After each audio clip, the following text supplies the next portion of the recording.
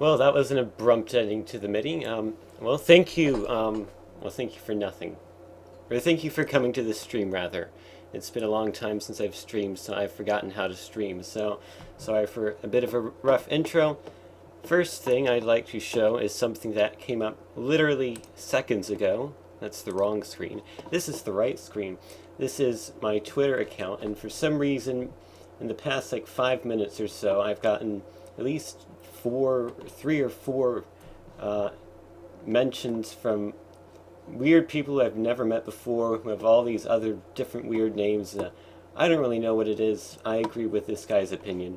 I don't really know what all this is about. It's a bit weird, but oh well. Hopefully I'm not in any trouble. Hopefully Twitter is not going to arrest me for anything. So, got several things lined up for the stream tonight. The first of which is a game called Puyo Puyo Da. I think that's how it's pronounced. Basically, it is an arcade game which is ported to the Dreamcast, which is Dance Dance Revolution, but with Puyo Puyo characters. And if that sounds like a really stupid premise, don't worry, it's a really stupid game. So that's the first game we'll be looking at today. We'll also be looking at two other really bad Dreamcast games, which I'm not going to tell you what they are yet, but they will hopefully be interesting. At least one of them will be interesting. One of them's probably just going to be incredibly boring, and I'll play it for like 5 minutes and just move on. But that should be interesting. And then after the Dreamcast games, I'm going to show you a new game which I've just started development on, and maybe I can do a bit of developing on the stream, and you can help contribute to the game. You can help make the game what it ends up being in a few months' time. So let's go ahead and start off with the first Dreamcast game. I'm going to go ahead and go to the Hold On To Electric Boogaloo scene, which features the wonderful Windows Media Player green face thing from Windows ME. I don't know why I made that, but there it is. So I'm going to switch over. I am cheating a bit here. I'm going to use an emulator for this first game because I really don't want to spend the 70 or so cents it would take to get a CD out and burn the game to a CD and then put it into my Dreamcast just to play it for this stream, because I'm not going to play this game after the stream. So we're just going to run this one on an emulator, and then the other two games will be running on authentic Sega Dreamcast hardware. And I am aware that the thing pokes out of the head, but the dimensions of the green face guy means that it's impossible to put a rectangular object in there without those little things in the top left and right to poke out. I'd have to crop those pieces out of the GIF and make them transparent, and I'm too lazy to do that. So you're just gonna look like that for now. So I need to go ahead and set up the emulator. Shouldn't take long at all. Hey Vinny.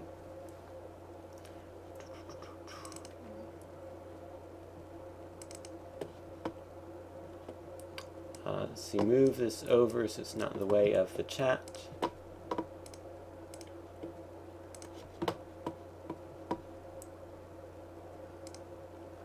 There, that should be it. There we go.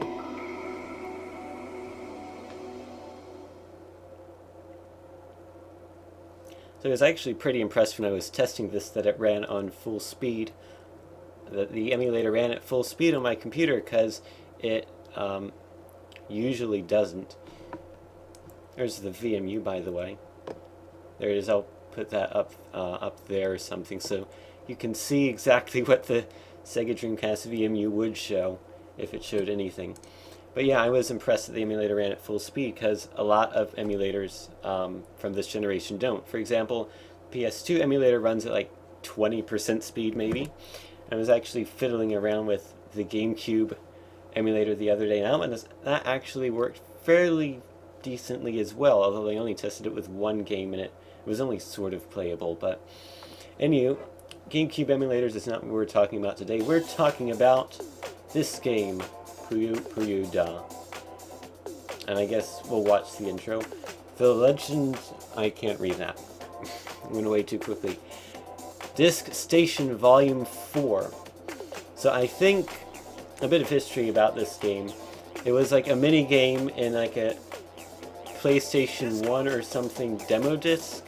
that was then made into an arcade game, which was imported to the Dreamcast, or something like that. I could be completely wrong. Also, let me know if the audio levels are okay.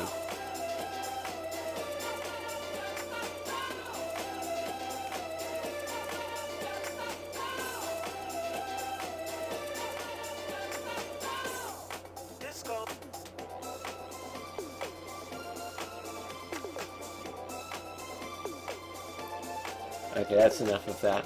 This is all in Japanese, but the actual gameplay doesn't really matter. It is no problem, and the controller is not working. Hold on, let me fix that. I was doing that a bit earlier. Unplug and then replug. Hopefully it doesn't crash like it did earlier. Okay, it's working. That's good. Puyo Puyo Da featuring Elena system. I have no idea what that is. So there's that mode, and that mode, and that mode. Presumably that's 2-player. Presumably that's 1-player, and presumably this is options. Let's take a look at the options for no reason. Indeed it is the options menu. We have key assign, audio, stereo, it's basic stuff. Why doesn't this game let you use the dance pad? Well, that's a good question, and the answer is that the Dreamcast never had a dance pad accessory. So the only way to play this game is with the controller, which means it's not fun. So you have 8 characters to choose from. You have Harley, Elena. I have no idea if I'm pronouncing these correctly. There is a fish in a ballet suit. Or I cannot think of words. I hope that was correct. Ballet dress. There's Shazo with the maracas. Running out of time, there's Rulu. Here's Satan. You know, that's what Satan looks like. Satan is a hard difficulty, so there's like 3 different difficulties, and each characters have their own difficulty. I guess we're going to be Satan, because I ran out of time to show the other ones. And I guess this is like a difficulty level within the difficulty level. I don't know. I'll just do this one because it was the one that was highlighted first. Stage 1.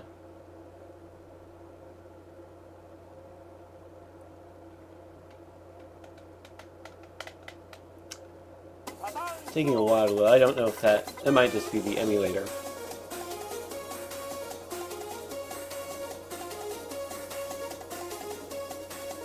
So eventually we'll get things to press. Computer goes first and then I follow.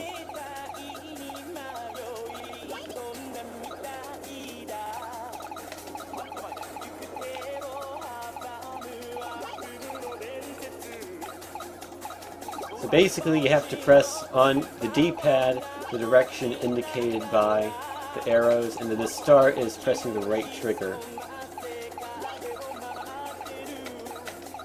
I'm generally not good at these games, so I apologize if I do really poorly.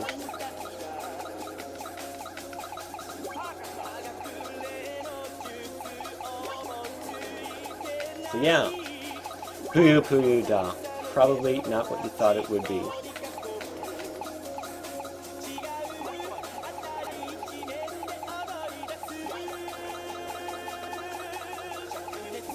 It's almost did that quite good.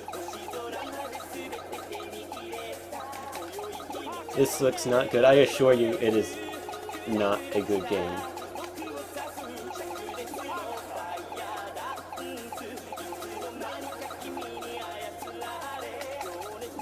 Indeed, the ratings this game got are definitely indicative of that. For example, GameSpot gave this game a 2.3 out of 10.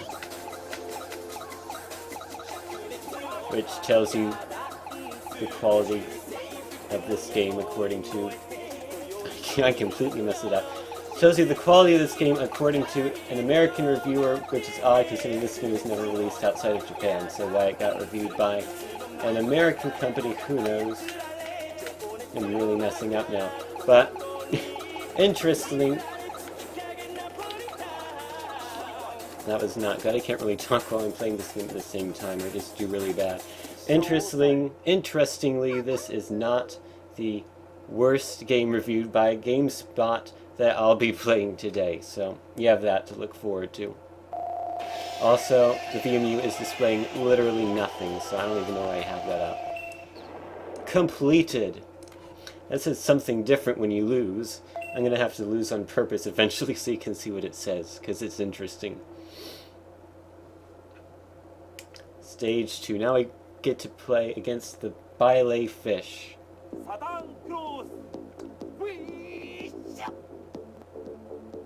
This song is called I Miss You. Interestingly, Satan's theme song is called I Hate You, so there you go.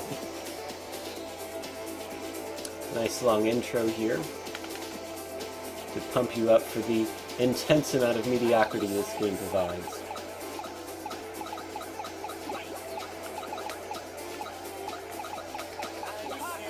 So if you like pressing buttons, because that's what you do in this game,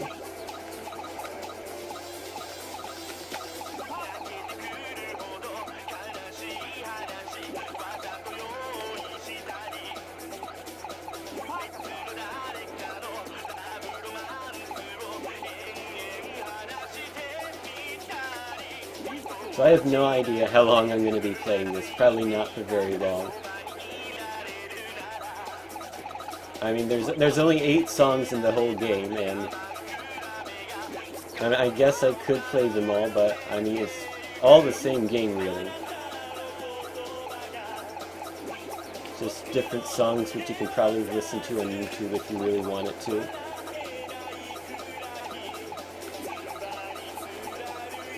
I'll probably play until I lose.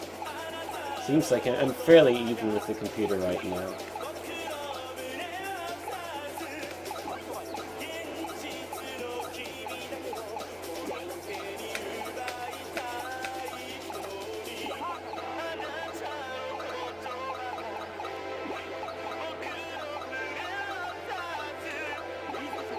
You do press buttons in every game, but I think in this game you press more buttons than you do in most.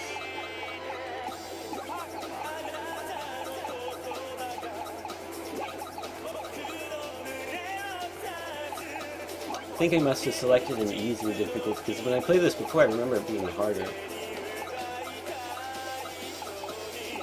Like these pieces would actually overlap each other more.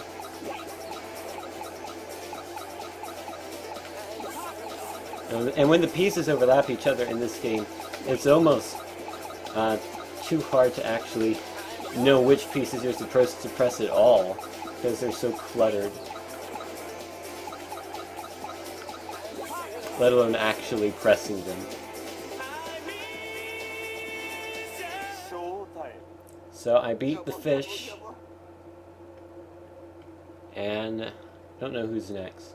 Some character. Dance status C+.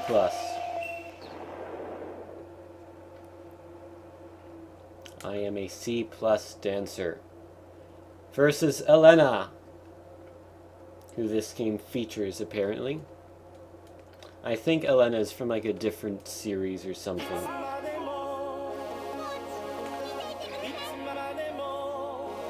I sing. That is an excellent song for a name for a song, rather.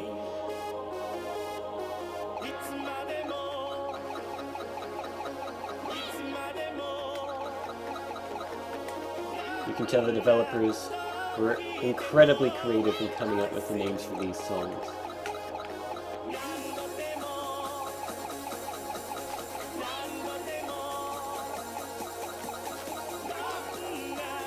She's from Space Channel. I have never played Space Channel.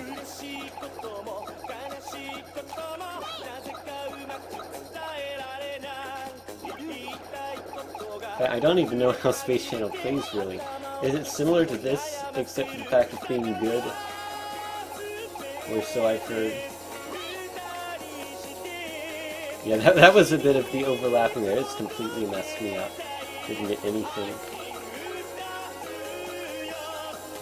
I got a bit there.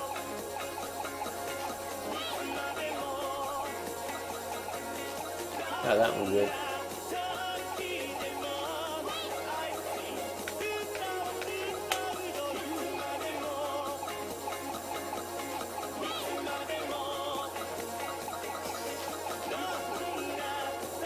That was my iPad, by the way, in case you heard that little doo-doo thing.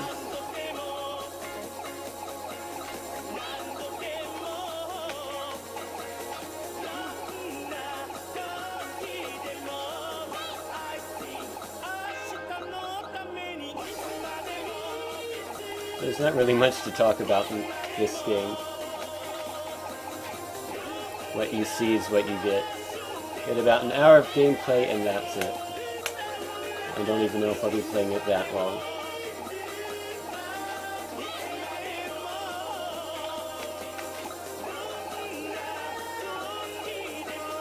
Hi Crazy, I'm pretty good, except I might mess that up. I think I lost, just barely. Yeah. Oh, well, now you get to see the lose message.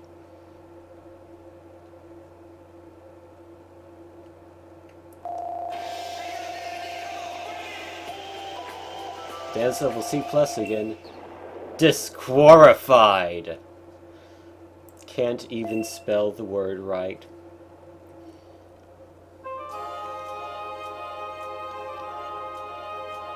I really don't want to continue. This is...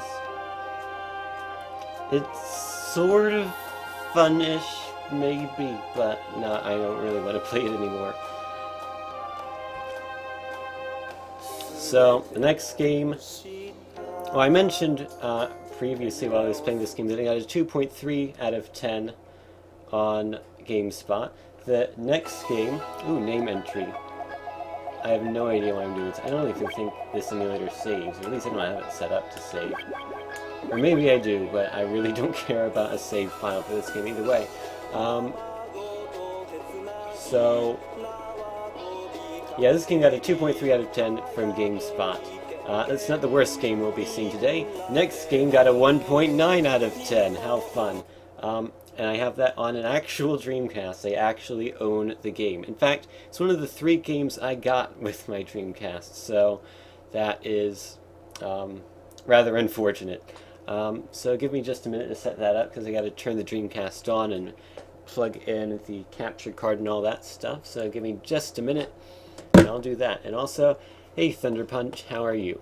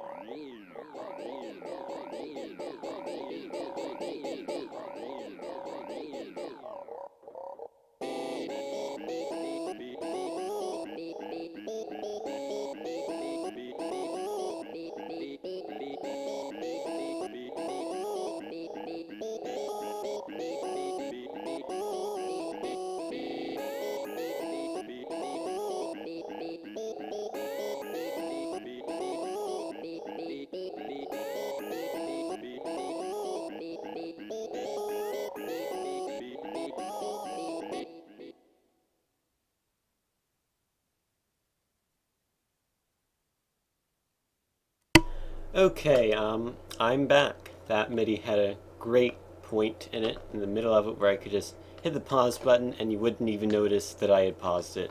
So that was good because I didn't really want to listen to that for another 2.5 minutes. So hopefully this will work. Okay, I gotta turn on the Dreamcast.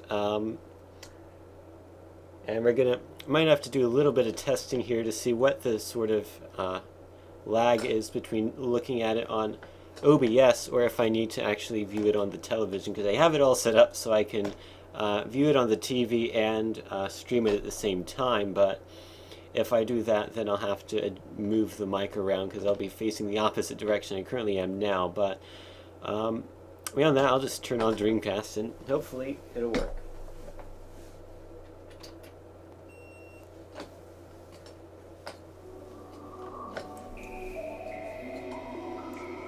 Well, that's definitely a Sega Dreamcast. I'm glad the Dreamcast did not suddenly think it was a PS2 or something. Set date and time. This is my favorite game of the Dreamcast. Now, this is better than Sonic Adventure 1 and 2 combined, you know. Actually, setting the date. So what is today's date? I'm thinking, yeah, 2034. It is, is it May the 16th, 2034 at, well,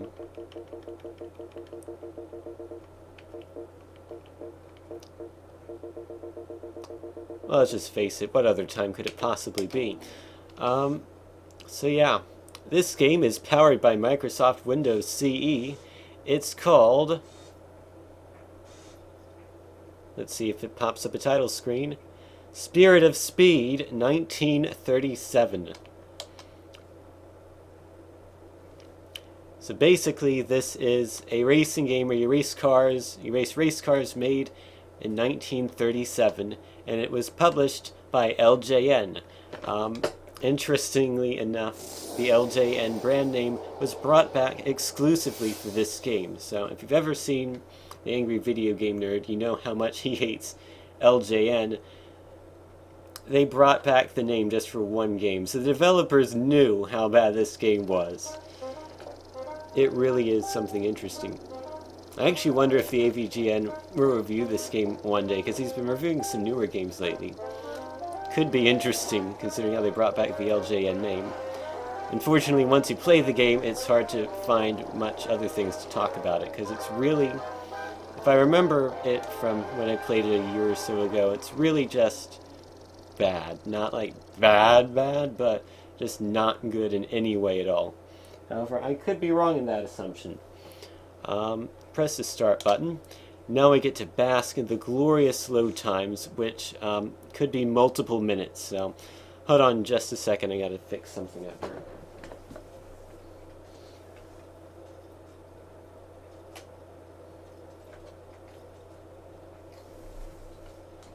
Controller was tangled, so I fixed that up. You know, this is actually probably the only time when having the Dreamcast cord come out from the bottom of the controller is actually beneficial because the Dreamcast is actually to my back right now, and I'm looking at the computer. So holding the Dreamcast controller, it actually makes the controller go a bit longer, having the cord come out the back. So that is pretty. I don't think that was intended, but anywho. So, I'm gonna have to make OBS a bit bigger here so I can actually see how to play the game here. So we have race type, car type, circuit, sound, control player, VMU options. Every single possible menu option just thrown into the main menu here. Listen to that excellent 1937 music. What do we have? Quick race scenario, single race championship. So 4 different modes. I don't know what the difference between quick race and single race is. I guess we'll do a quick race since that was highlighted. Cars. You have some real licensed cars like Alfa Romeo, Mercedes-Benz. I don't know. That's real. I don't know if the Bonner Special is a real car or not, but most of these are. So I guess the other ones are. So let's see, what car do I want? That one goes 205 miles an hour, and none of the others do, so I guess I'll go that one. The Alfa Romeo Beamer Touring. It is 6,000 cc engines. That's pretty impressive by 1937 standards. Circuits, Montana. Which just looks like a really old version of a Monaco circuit. Monza, Powell, Roosevelt, Tripoli, Avis, Brooklands, and Donington. So Donington and Avis and Powell and Monza, those are all based on real life tracks. I guess that one is too. So I guess all of these are based off of real life tracks. I don't really know for sure. I don't know which track to pick, so I'm just going to close my eyes and press the D-pad repeatedly and just stop right there. And Brooklands. That looks like a pretty uninteresting track. So I'm not going to do that one. I'm going to do Donington. Sound. Wow. So you have, I guess, music, car sounds, and sound effects. Control. You can have vibration off or on. I think I'll leave it off. You can configure the buttons, which I guess is nice. You can enter the player name if you want. Okay.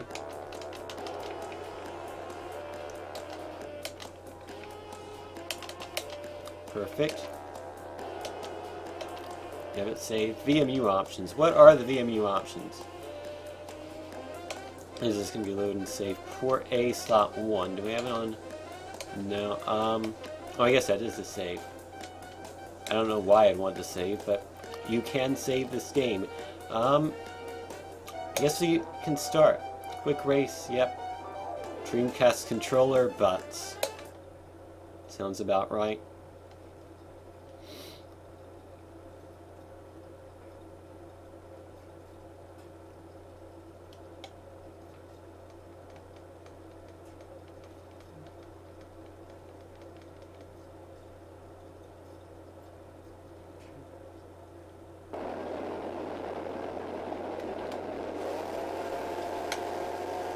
Okay, we're revving for the start. There's the flag, and then the flag drops, and then we can go.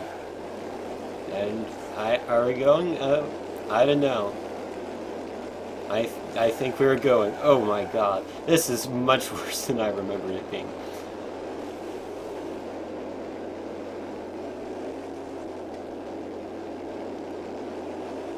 I should change the name of the game I'm playing. I'll do that in a few minutes, maybe. I don't really think I'm going to be playing this game for more than a few minutes, honestly. I don't really think it matters. I don't think there's a huge market on Twitch for people who are itching to see streams of Spirit of Speed 1937. I am winning somehow. I think there's different camera views. Yep, there are. Quite a few, actually. It's even an in-car view, which is actually pretty neat.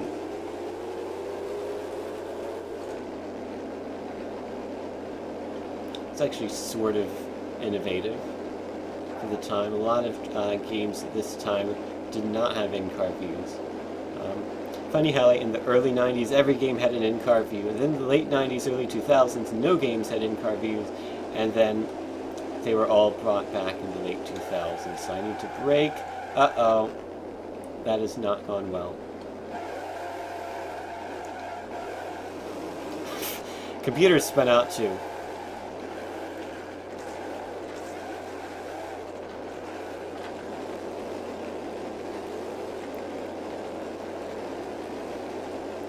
So yeah, graphics are PS1 quality.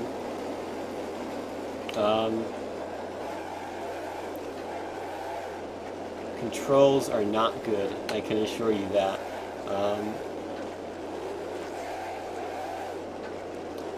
From what I remember, if you get a really long track and you can build up a lot of speed, if you turn it all, you immediately spin out, if I remember correctly. Although, I didn't remember much about this game correctly, so I could have been wrong about that.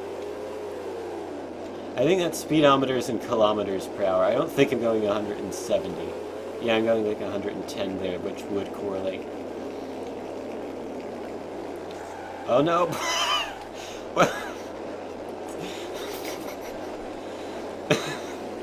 Physics! Spirit of Speed 1937 Adam.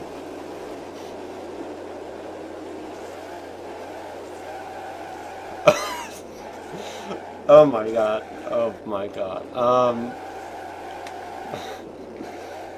Yeah, this really is worse than I remember.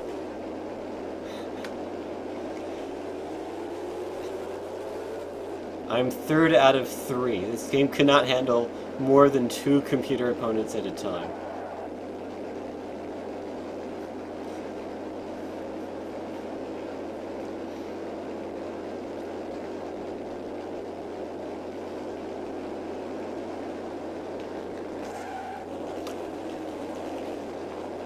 Why do they have so many different camera views? Like, couldn't they just say, okay, let's make one camera view that works, instead let's have 4 that really don't work? Like, who's going to use this camera view? I can't even see the guy who's directly in front of me.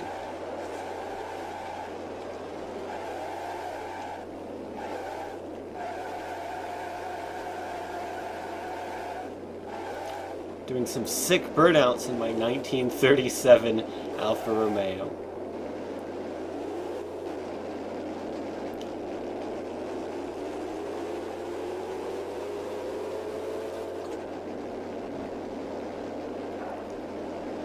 I think the in-car view is the only positive feature of this game.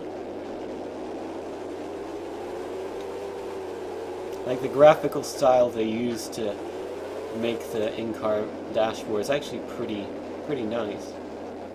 Unfortunately, the rest of the game is far from nice. This is what caused World War II, yeah.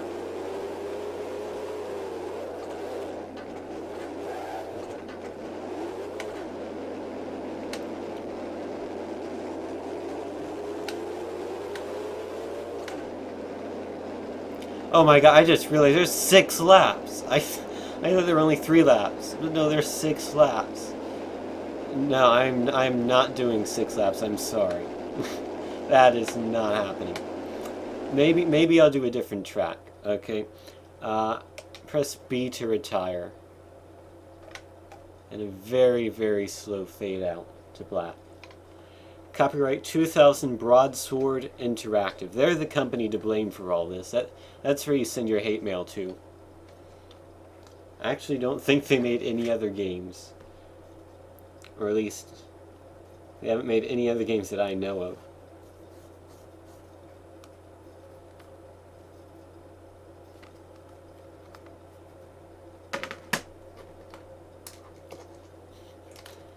Interestingly, fun fact, I think this the Spirit of Speed engine was used in the racing car level in Mafia 2, I think. So, let's see. Go on, what is a scenario? Okay, Clash of the Titans. 5 of the most powerful machines battling for supremacy at Avis. Use the Alfa Romeo Beamatore to finish in the top 3. At least you can start from pole. Vive la France! Storming around the oval.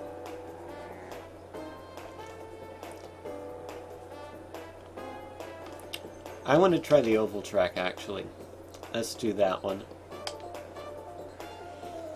Try to beat a wide variety of European and American cars at the Brooklands. You start at the back of the grid, so get away cleanly.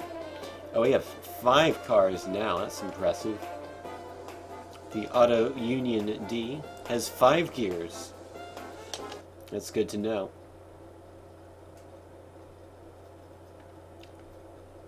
Yeah, I think it's a top 3.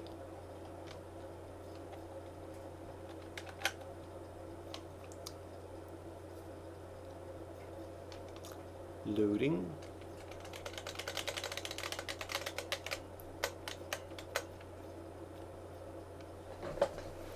Loading bars changed to green. That means we're good.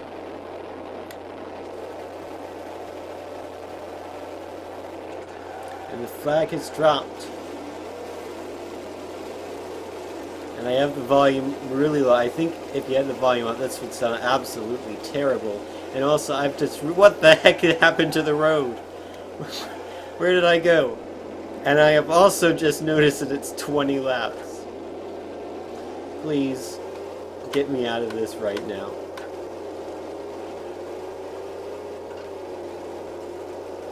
I didn't realize you started from inside the track. I thought you started like the start-finish line and just went from there. But nope, you have to turn onto the track, or else you run directly into a wall. So, let's see if I can catch up to the rest of these cars. I don't even remember what my goal is, but... Can you imagine playing this game for 20 laps?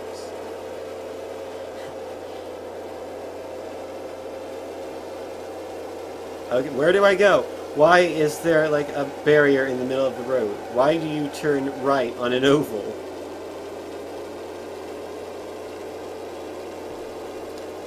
That's very poor track design.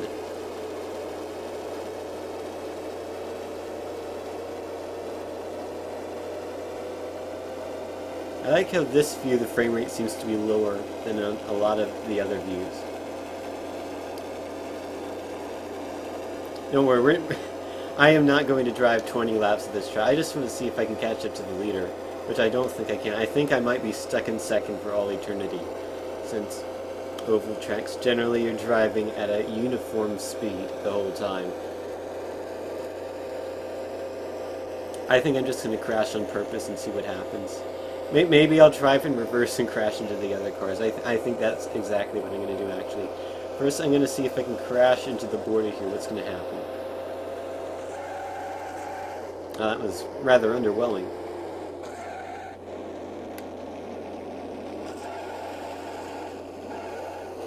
Okay, let's see if we can hit another car. Excellent.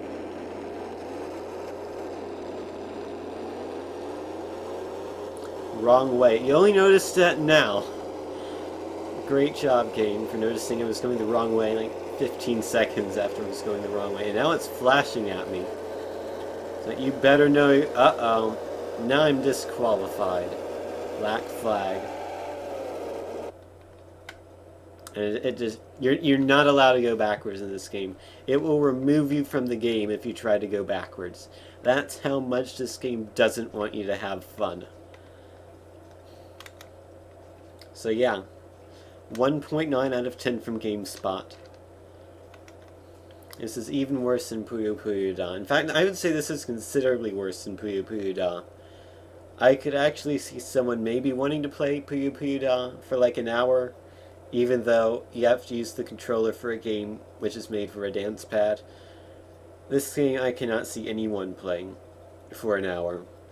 Yeah, and also you have to think, this is a game for a pretty niche audience. I mean...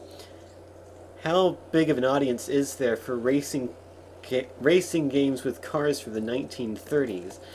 It's not really that big. In fact, this is the only game from in that sort of micro genre that I know of, which is rather unfortunate because it could be a neat game if executed well.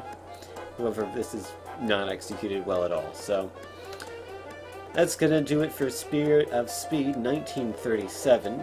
The next game I bought specifically to stream, which should be interesting. Also, whether or not it'll work at first is also going to be interesting for reasons I will discuss shortly. So, I'm also going to change the title because I think we'll be playing this next game for a bit longer than like 5 minutes.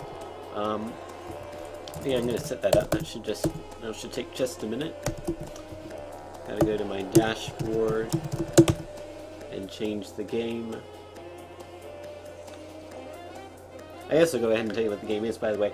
It's called Coaster Works, which is, as far as I know, the only roller coaster simulation game available for the Sega Dreamcast. And I have a feeling from the 1 or 2 videos I've seen from it, it's not good. We'll just leave it at that for now. Coaster Works. There it is.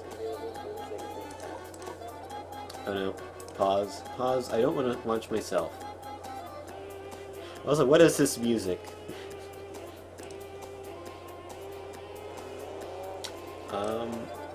Yeah, I think that updated. So, I know I've been streaming for like an hour, or for like 45 minutes or so. 48 minutes, 52 seconds to be exact. But is the audio level plenty good? Is the game not too loud, not too quiet? Hopefully it's alright. I'm going to go ahead and switch games now. So that'll just be a minute.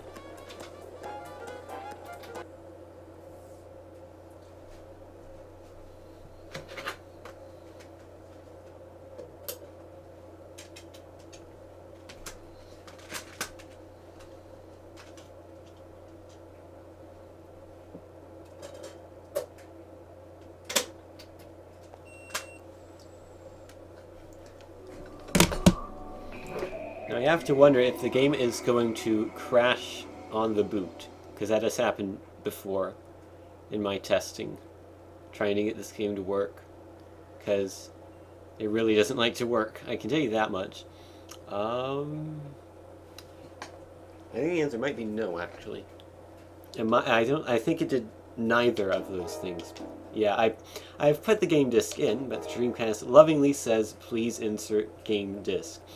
So a bit of a backstory about Coaster Works. I got the game like several months ago the first time, along with Daytona USA on the Dreamcast. Neither of them worked. The Daytona USA one had some really bad scratches on it, but the Coaster Works one didn't. So I went to my local play and trade, and I paid a few dollars to get the discs resurfaced because I didn't want to have to ship them back and get new ones. And Coaster Works 1, well, the Daytona USA one was just dead. I had to send that one back. And I eventually got another copy which worked. But Coaster Works 1, put it in their Dreamcast at the store, and it worked fine. So I paid the $3, and I went back home and I put it in my Dreamcast, and it didn't work. It did exactly the same thing it had done before, which it did what you saw just then. The other thing it did was it would just freeze at the Dreamcast screen and not do anything. So I sent the game back, got another copy, it did the exact same thing. So I figured at this point, it's not just, the disc, it is the game itself, because none of my other games do it. It's just something weird with Coaster Works that it does not want to work with my Dreamcast. So, fed up, I clearly, legally acquired a copy of the game from the internet, burned it onto a CD, put that on my Dreamcast to see if that would work, and lo and behold, it worked fine. And I don't know why that is. And then I took out the version I burned to a disc online, and then I put in the legally obtained CD, the actual CD, the CD that is correct, and that worked fine too. So I don't know what's up with Coaster Works. I'm going to go ahead and put in the burnt CD version. Hopefully that'll work. Hopefully that'll be good enough to stream, because I don't really think I'm going to be playing this game for very long. From what I can tell, it's a very short game, so I'm just going to go ahead and do that now.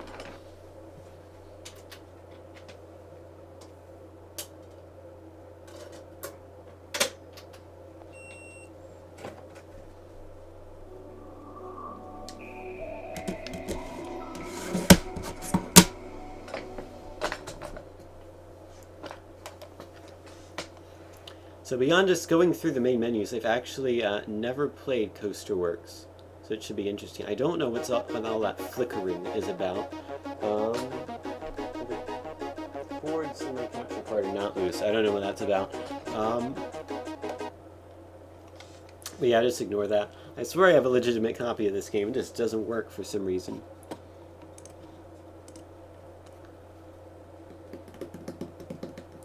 It's by Zycat Interactive. And Bimbo Soft. What a great name for a company. Wouldn't you like to work for Bimbo Soft? Apparently it was also published by Infogrames, according to the back of the box. Here is the title screen. You can already see how incredible this roller coaster simulation is. You can see just how well the roller coaster sticks to the track. Yeah, so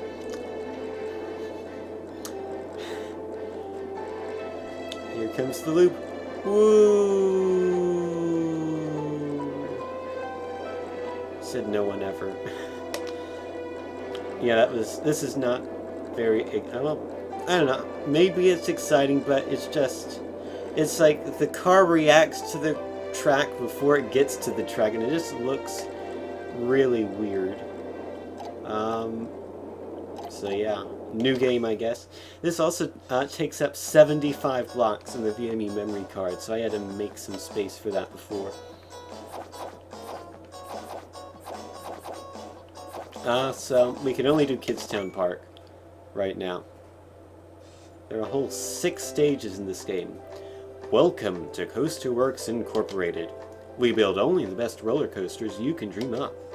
We are glad you have joined our team of roller coaster architects. We have your first assignment. We have a request to build a new roller coaster. Oh man, I thought you had a request to build a hot dog stand. I can't believe that. It's going to be a small one, but it will be good training for you. Pay careful attention to the course limitations and movement dynamics needed to clear this stage. Advanced knowledge of particle physics is necessary to play this game. This information will be displayed at the beginning of each stage. Since you haven't any idea where to begin, we know you're clueless. We know you don't know particle physics, so we're just going to give you a crash course here. We will instruct you in the art of building roller coasters. Okay, let's begin. Well, thank you for that instruction. This is the 4-way split screen mode. The upper left pane is a view from the roller coaster rail. The upper right pane is a bird's eye view. The lower left pane is the front view. The lower right pane is a side view. Simple, right? Sure. Define simple. But yeah. This looks like CAD software. This does not look like a game. This looks like a computer program. Except for the rail view, you can change the viewpoints using the analog directional button.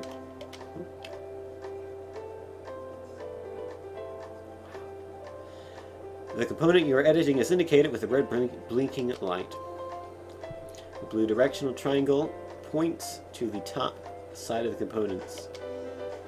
Okay, this is the roller coaster station. This is called the Finnish zone, as opposed to the Swedish zone or the Norwegian zone. But we'll go over it in more detail later.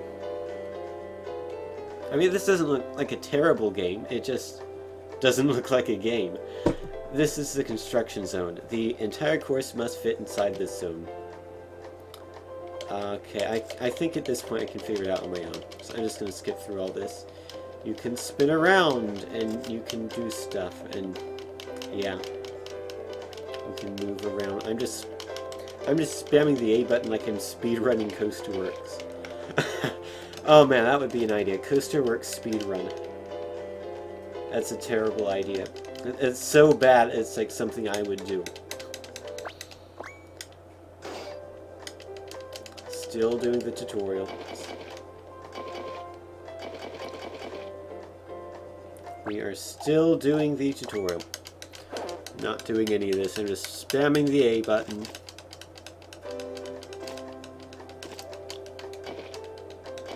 So here this is a game, maybe. Oh, wait. Oh, I'm not building. I thought it was building there for a second, but no. The maximum number of components you can use is 240. Should be 420. Use them wisely. How's that? Is everything clear now? No.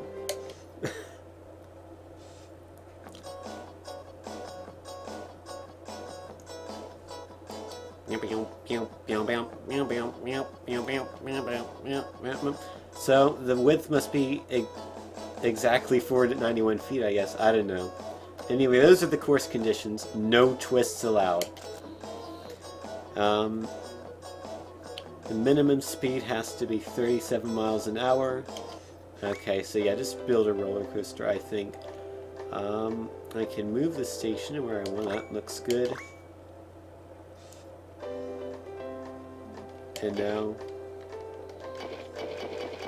now we're building this roller coaster. Where am I?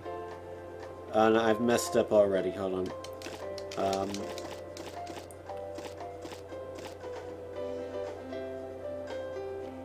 Is this salvageable? Can I? Oh yeah, we're good. Oh wait, no, we're not. I'm too high. I am above the maximum height.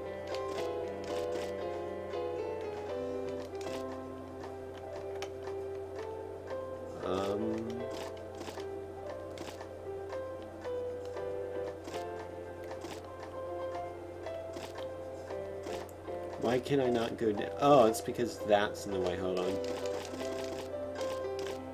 There we go. And now we can...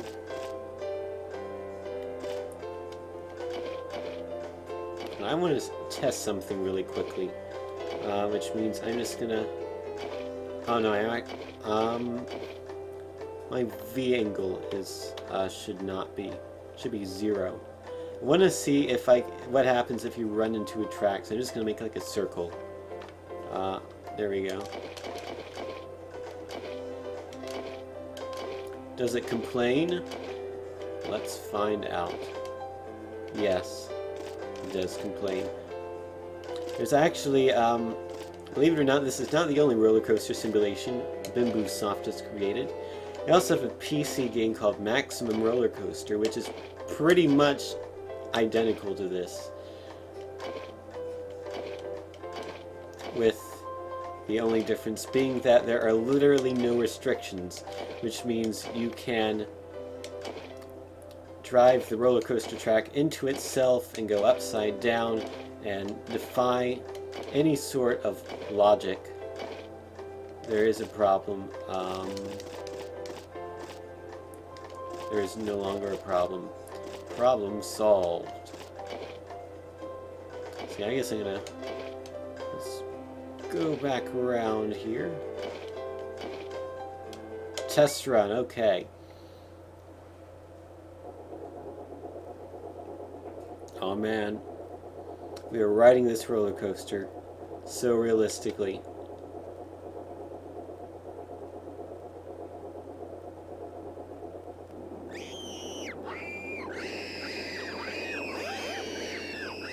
What? What is that supposed to mean? Gravity is too strong. Well, am I supposed to change how the universe works?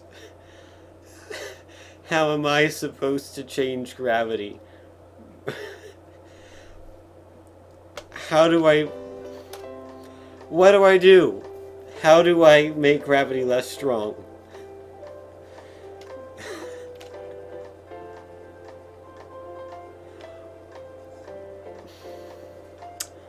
I don't know. No, I don't want to test run again, because there is a problem with this roller coaster. Is the turning radius too small? I bet that's it. I bet the G-forces were too big, and it did not happy. The roller coaster just flew off. So hopefully by elongating these bends, we can improve this roller coaster.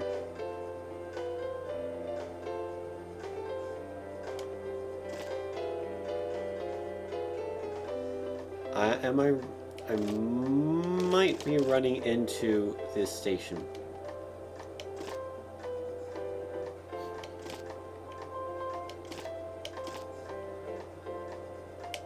Okay, this is just a mess. That's all it is. This one huge mess.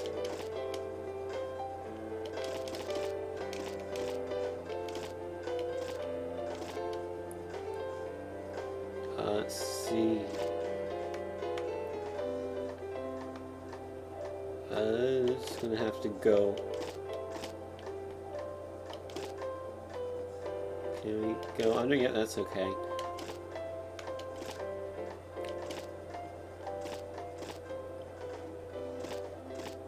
Oh, and there is a problem. There we go, that fixed it, I guess. Straighten that out, straighten that out.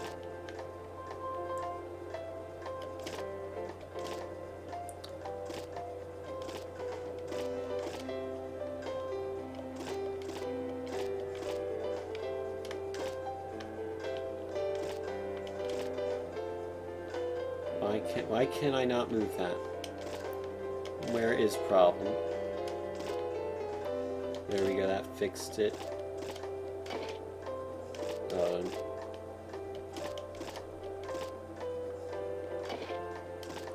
I need to delete a piece. Delete.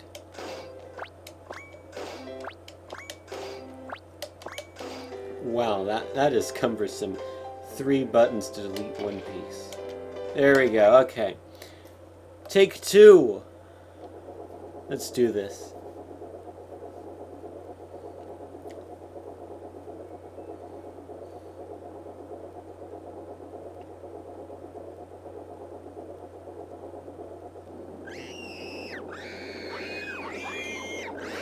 This does not look like a healthy roller coaster. Oh no, not again! Gravity is still too strong.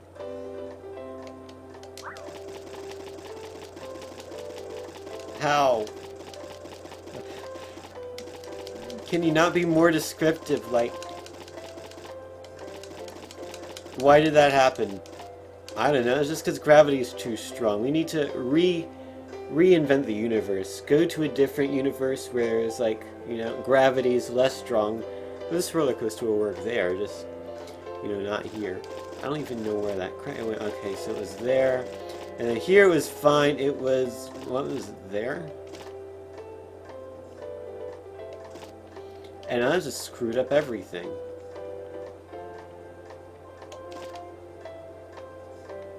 Hold on. I have a thought. If I make this go up higher, we might be okay. Because it'll be going slower. And that'll mean the G-forces will be less. And then you have to just...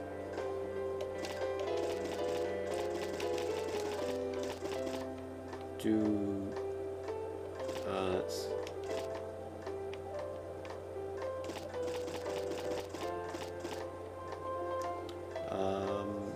yeah. That's probably gonna be problematic. There we go, that's fine.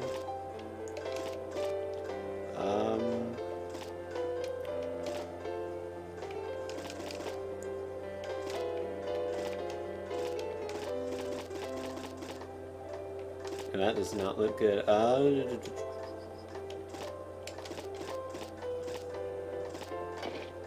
Okay, and now let's just bring this back to the station. Oh, it's too low. I need to delete a piece.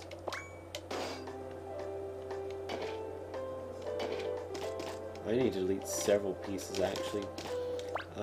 Delete components. Oh, that deleted everything up to there. That's actually quite nice. There we go. Now we can test run. Attempt number 3. I have a feeling gravity is still too strong. because I made some of the turns tighter. But we'll see.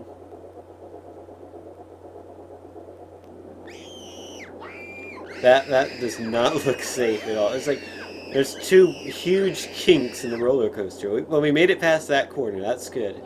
That's progress. Let's scream at a straight line. Let's do a few S's here. Uh-oh, no! We're falling backwards. This is terrible. Couldn't be bothered to put another chain there. I think chains are just, you get one chain at the start and that's it. I don't think you can have multiple chains. We're just going backwards. I wonder if we can make it back to the station now. Well, at least it's sensible in that regard. And they're just screaming forever. Except now they've stopped because they've reached a very low speed. Stop. Okay, see, I mean, have a bit of a problem here. The coaster is too tall, and I have no idea where it, okay, that was where it was before, so it went down, went up there. That's where it is. That's where the problem was. So that should...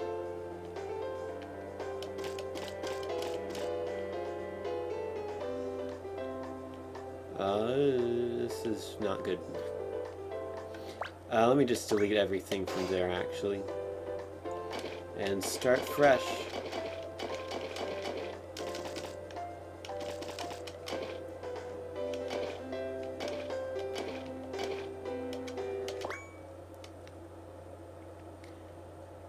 Alrighty, take 4.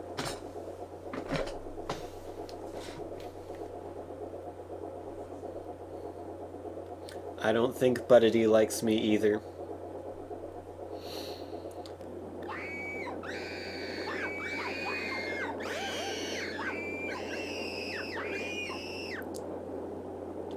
I just want the roller coaster to finish, that's all. I don't even know if I want to do the other levels, because this is not fun. Come on, make it, make it, make it! Ooh, no! You're so close! You were going downhill!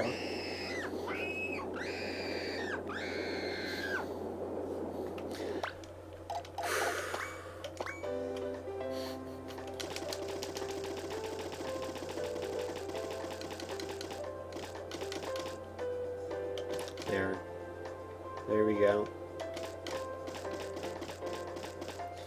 Oh, that is definitely going to be a problem. Yeah, let's see. There it's going to be going very slowly, so it needs to not be going.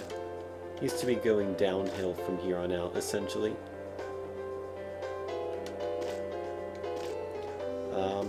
I cannot go down at all. Delete from there. Where am I in regards to anything? Sure. That'll work.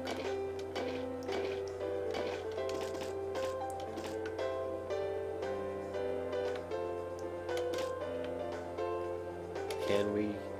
Nope, that doesn't count for some reason. Is that good? Is that? Nope. It's just not good, that's all. That's all it is. It is bad.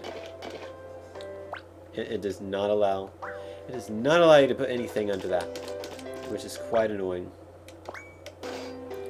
Which I think means I'm gonna have to go around like this, annoyingly. Yep. I think we're good. Okay, attempt number 5.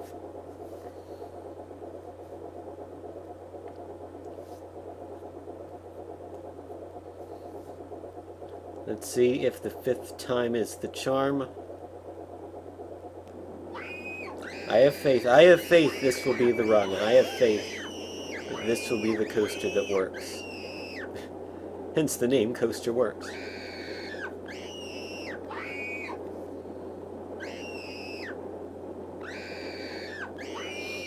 Okay, make it up. There we go. That's no problem at all. Oh dear. That does not look safe.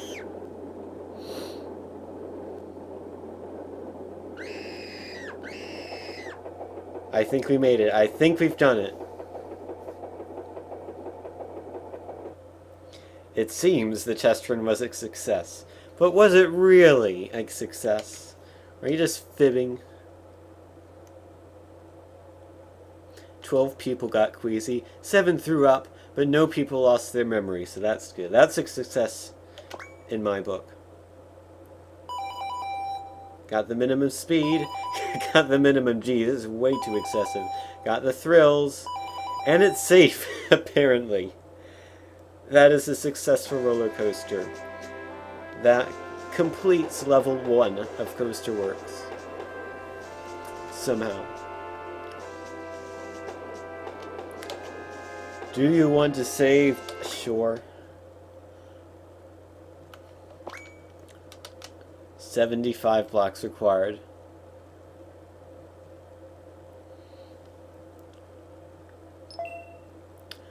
I don't know.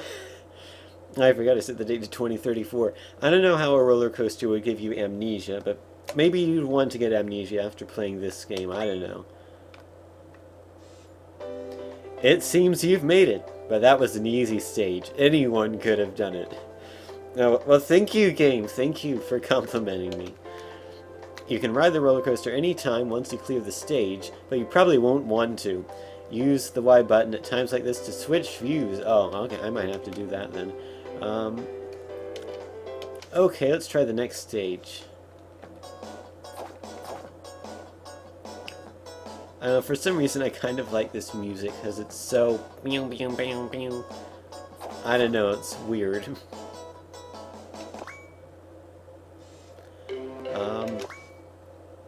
I would like to ride my roller coaster, please. Press... Oh, we have multiple views. We have that view, we have the view the whole coaster at once view, we have the top-down view, and we have the side view.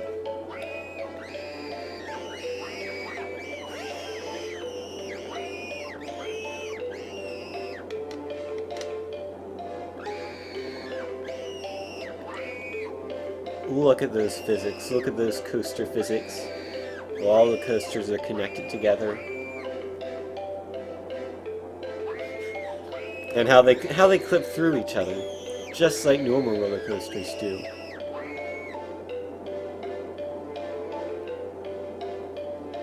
This music, it's like one of those things that a preschool advertisement would have in the background, where it's like, here are your kids learning numbers, you know, playing the xylophone or whatnot, whatever preschoolers do.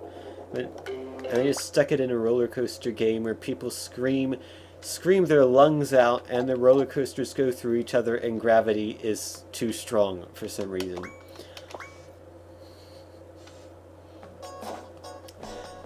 I guess we'd better do level 2 now.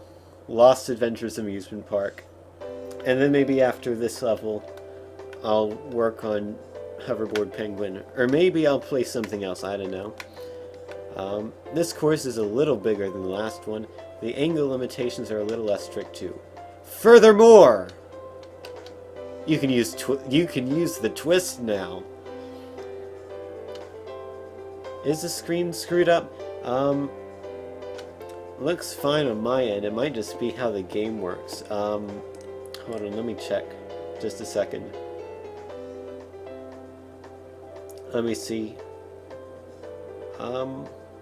Looks fine to me. I think it's just the game. You can use the twist now. You can build a more thrilling and exciting course with twists.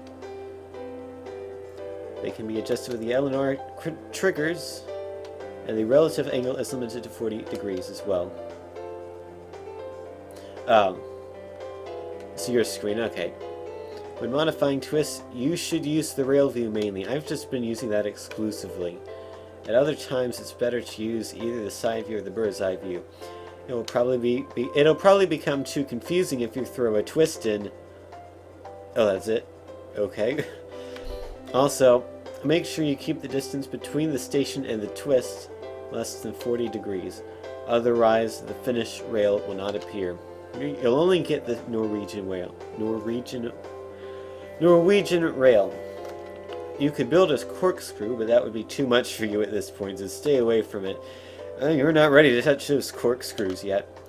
The conditions are a little tighter, but you will be alright. Good luck. Course conditions 491 feet. My course before was like 1,500 feet, a lot longer than it needed to be. So I'm probably just gonna make a shorter roller coaster. I'm just gonna see what I can do here.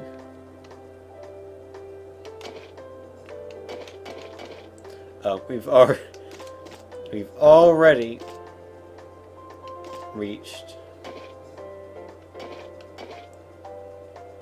the maximum height. Can I do that? Yes, we are good. Okay, well, so far this is a normal coaster. I'm gonna make a turn here. I'm just gonna make a really annoying, a really simple roller coaster, not really annoying.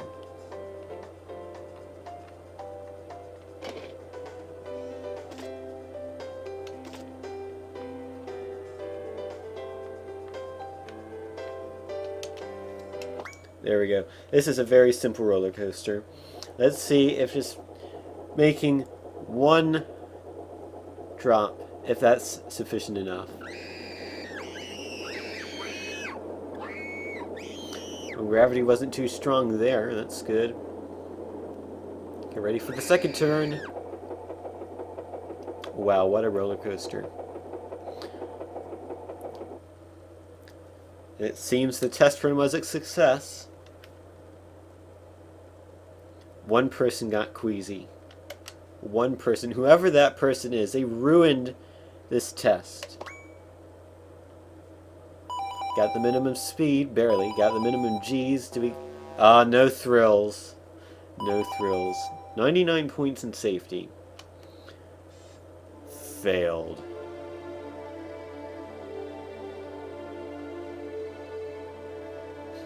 And the world's most dramatic music plays. How dare you fail? You've destroyed the world! All because the thrill points were too little. How could you have done this to me? Why?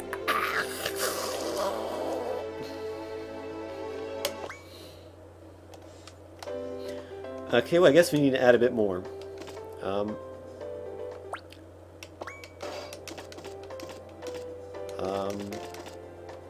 I'm just gonna put another hill in here.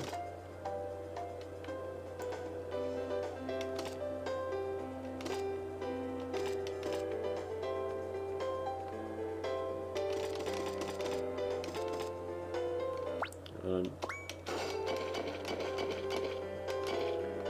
gonna try to make the most.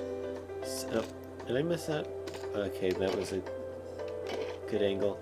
I'm going to try to make the simplest roller coaster possible that works. Let's try that. That adds another hill to the roller coaster. So now we're up to 2 whole hills. So, you know, 2 hills, double the thrill points, I would think. The world's least... Oh god. That does not seem safe. That just seems like it would catapult the people out of the roller coaster into whatever was, you know, several countries afterwards. Several countries in front of the roller coaster. Uh-oh, 2 people got queasy now. Let's see, is the thrill okay?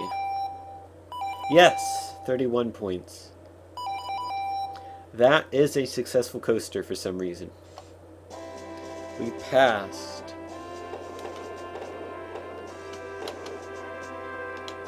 I guess I should save. I guess.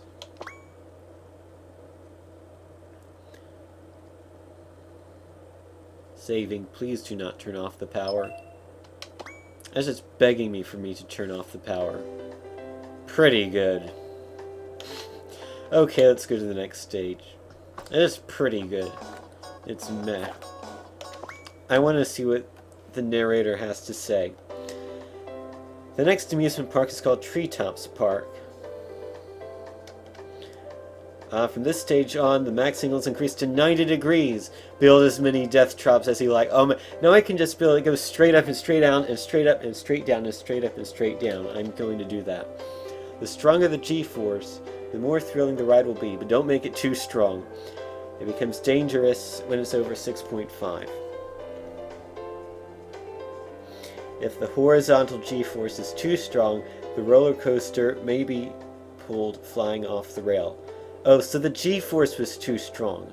Well, if you had said the horizontal G-force is too strong, I might have known what you were talking about. No, you just said gravity. Like, horizontal G-force and gravity are not the same thing.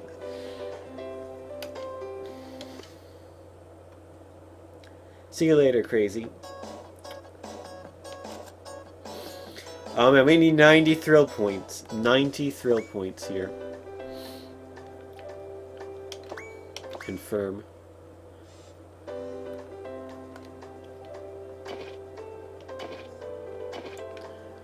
Oh, you said 90 degrees. This is 89 degrees. You lied. How high can we build? Why did you turn that way? I did not want that.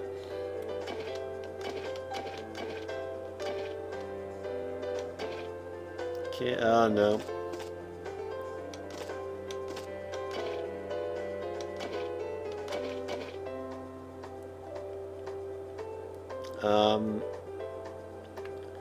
I gotta think about speed here. If I make this second loop as high as the first one, the coaster's not gonna be able to pass it, so I've gotta make it less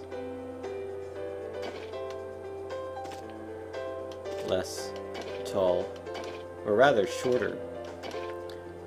That one's just gonna be pretty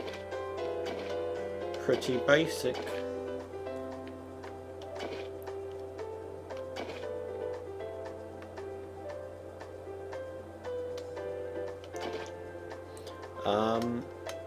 Oh, we can do twists, so... Uh-oh, we can go upside down.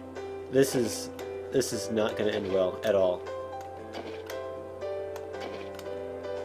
Just do 360-degree loop there.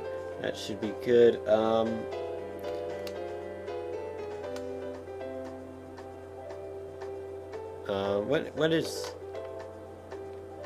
What is shift?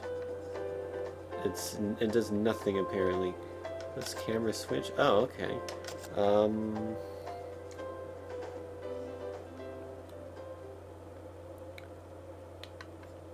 I don't know what shift does. Something probably.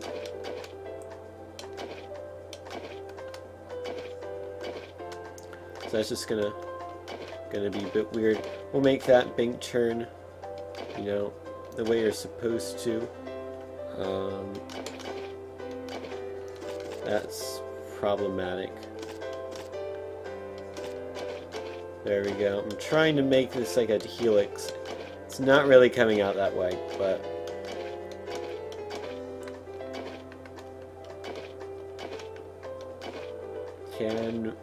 No, we cannot connect there.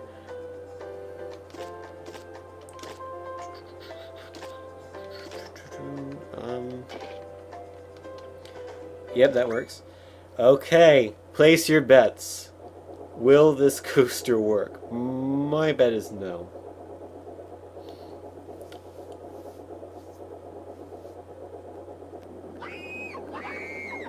Go straight down, go straight up. Go straight down, go straight up. Oh my goodness. Gravity is too strong. You know it. Um, that's so stupid. So stupid. This is gonna mess up everything here. So now I've got to go back, and now I've got to...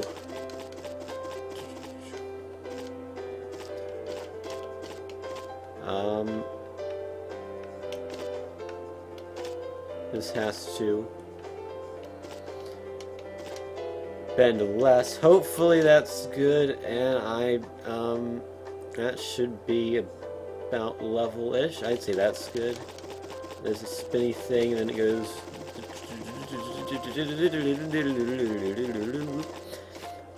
and almost connects. That does not look healthy.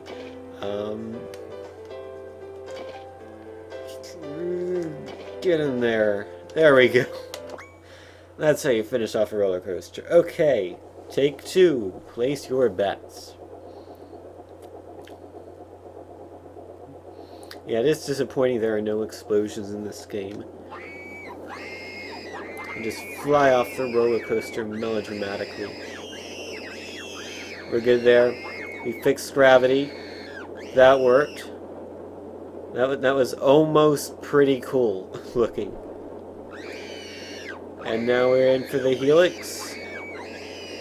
And the finishing disaster, as I like to call it. It seems the test run was a success. Use your own better judgment, I would. 7 people threw up, 11 got queasy. That's the same as the first roller coaster, I think. Oh, come on! Oh, God. It's not fast enough. It went straight up, and then it went straight down. How can it go faster? I mean, I know how it can go faster, but it's just a pain. Because I'm going to have to edit the whole coaster again.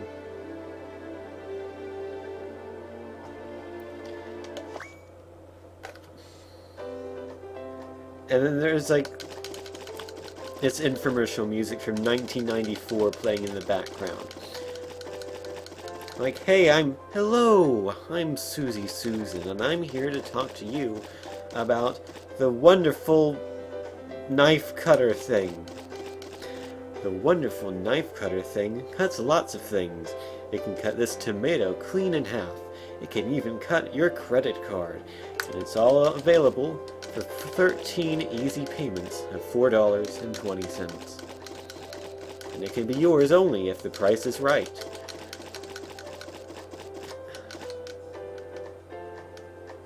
Why am I still playing this game?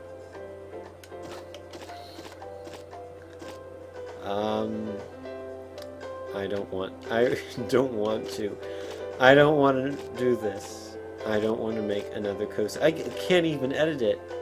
I can turn it, but I can do that much. That is how much up and down it's going to let me do. You know, if I had Susie Susan's knife cutter thing, I could just cut this roller coaster clean in half, and I wouldn't have to worry about all the excess roller coaster parts that were prohibiting me from moving this piece up and down. That's why Susie Susan's roller coaster knife cutter thing is the product that you need to own. No kitchen would be without it. Okay. I hope you don't mind. I think that's going to end Coasterworks for now. I'll save because I'm mental. But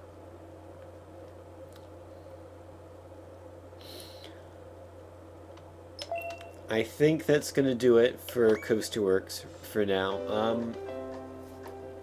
I don't really have any other crappy Dreamcast games lined up. I could play another really bad racing game if you wanted to see that. That's on the Dreamcast. And it's also pretty similar to Spirit of Speed 1937, but it is different. So if you want to see one more Dreamcast game that's crappy and is a racing game and is probably not that good to watch but only play it for a few minutes, I can definitely set that up. Or if you just want to go to working on developing the game that I'm working on, we can do that too. So the choice is yours.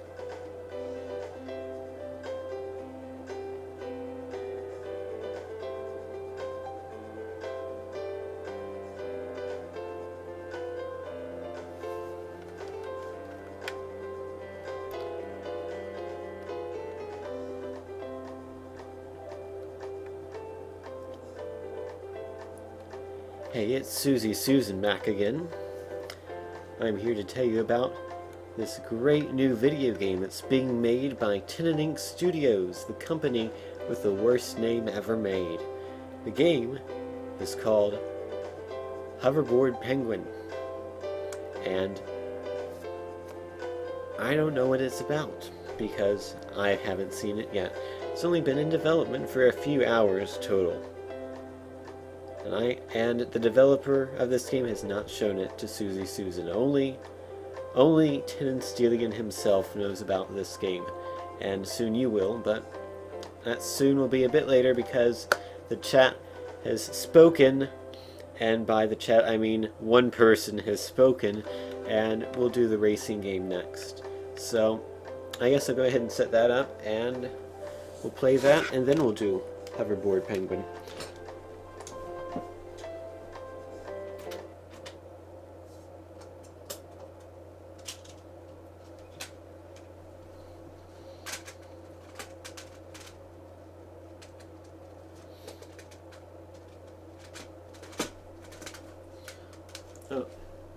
Oh crap, I forgot. I have two crappy racing games I could stream. So I guess you have the choice. Do you want Monaco Grand Prix or Roadsters? Those are the two names of the two crappy Dreamcast racing games I have. They're both racing games. Monaco Grand Prix is racing F1 cars, and incidentally it also has a mode within it where you can race classic cars similar to Spirit of Speed, whereas Roadsters, you just drive Roadsters from the late 90s, and it's sort of like it's an arcade racing game that's terrible, and then Monaco Grand Prix is a simulation racing game which is terrible. So Roadsters sounds like the lesser of two evils. I don't know about that. It's made by the same developers who made Superman 64, so take that as you will. And the Monaco Grand Prix was made by Ubisoft, so it is, I guess, Roadsters it'll be, or maybe both, who knows.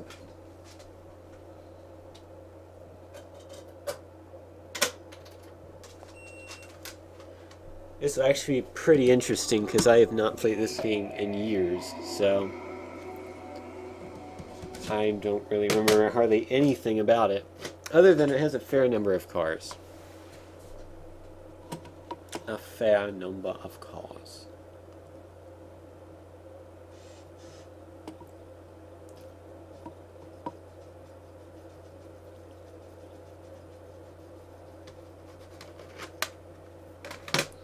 Well, Ubisoft has not had a good year, but they at least don't make shovelware, whereas Titus makes shovelware. This is pretty much by definition a shovelware game, although they did get a fair amount of licenses for their cars, although not all of them have licenses, if I remember correctly.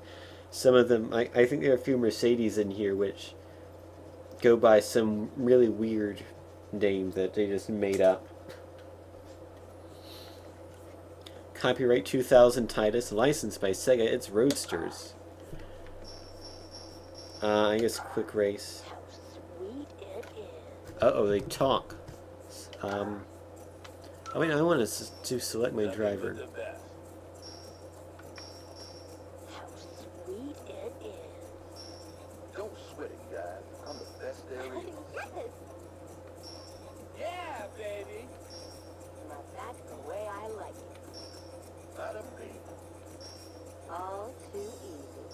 All too easy.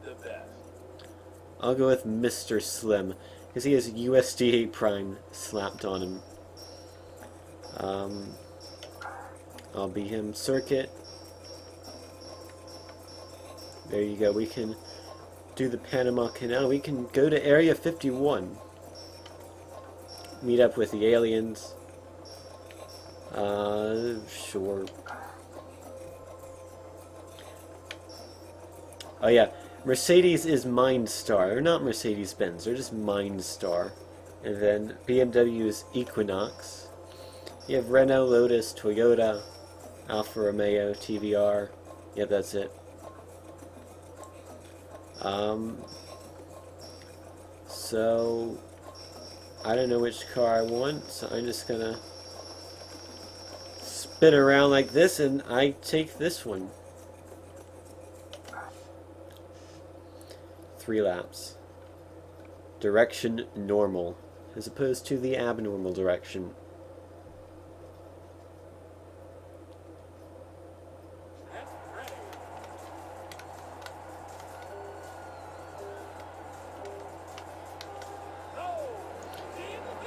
Oh god, these controls. Wow.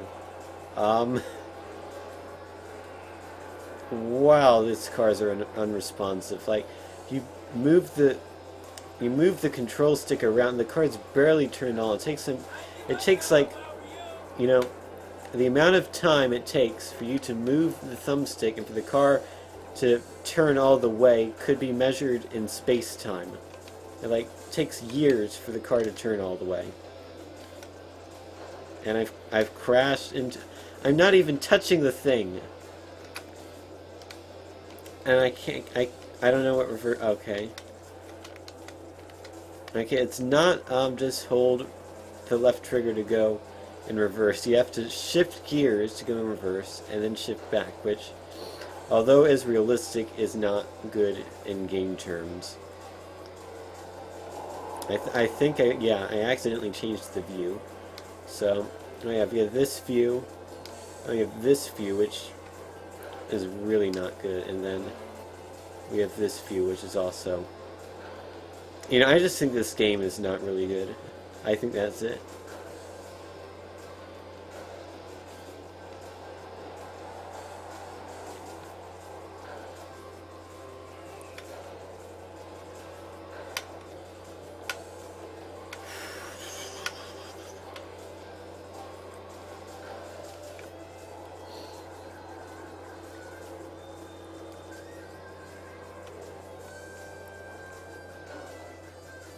Oh, okay. Apparently you can't go there. I think that's what I did last.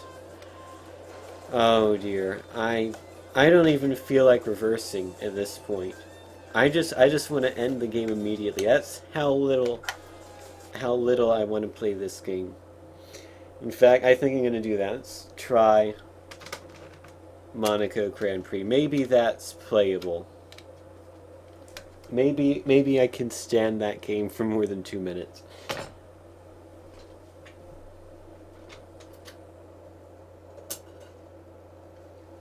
I will say Roadsters was worse than I remembered it being, although I didn't remember much about it, but not a good game in the slightest.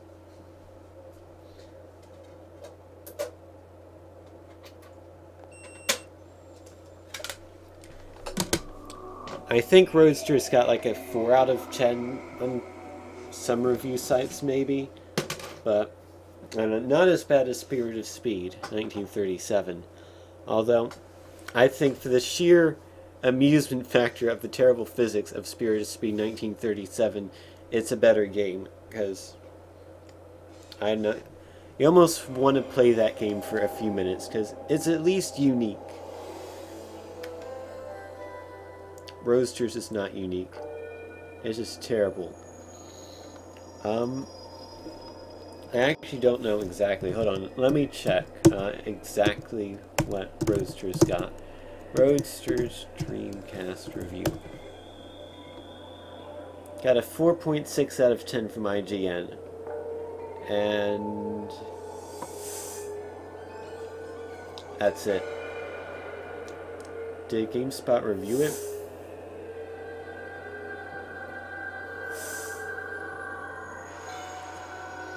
GameSpot gave it a 4.2, so there you go. Not good. This is, the game you're looking at right now is Monaco Grand Prix, by the way, which is a simulation of the 1999 F1 season, I guess. 1999 or 2000, something like that. This game has sort of decent reviews, but I really, really don't like this game. Okay, that was a bit weird, but let's zoom in into the eyes of a child for this racing game. I forgot what I was saying. I completely forgot what I was saying, but oh, the reason I hate this game is because you spin out way too easily, which I should show you. I guess expert, amateur. They do not have real people. They could not license the actual Formula 1 drivers. They did get the tracks though, which is nice. I'll be Nambiti. G Nambiti, I guess. I don't know which track to do. I guess I'll do Monaco, because that's the track this game was named after. The Brazil track's also one of my personal favorites, but let's get, I don't want to configure, and I don't want to save the config file either. I just want to go, which is up here. So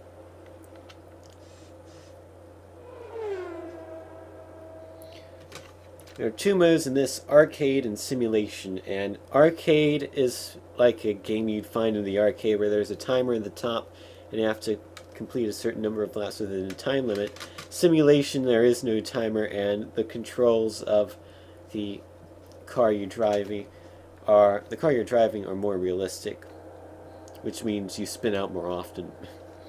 And then there's the retro mode, which is basically Spirit of Speed 1937 in condensed form, which I'll show that as well. Starting grid. Oh wait, I actually started in the pole position, which is pretty interesting because I think it's random. Maybe, I don't remember. So I might have lucked out and got randomly assigned to the pole here, and we're off.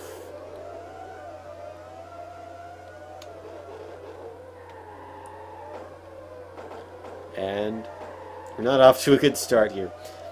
There is a bit of lag, because I'm watching this in OBS, so there's a few frames of lag, which is probably not going to make me do any better in this game than I would otherwise, but I think I'd still do poorly in this game anyway.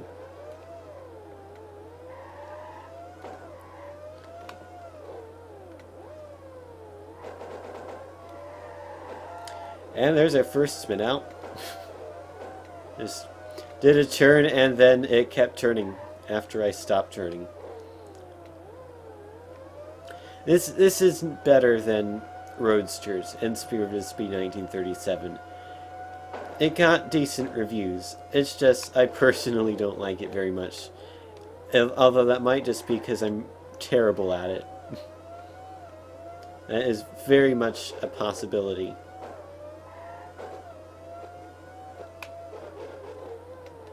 Somehow I'm not last yet.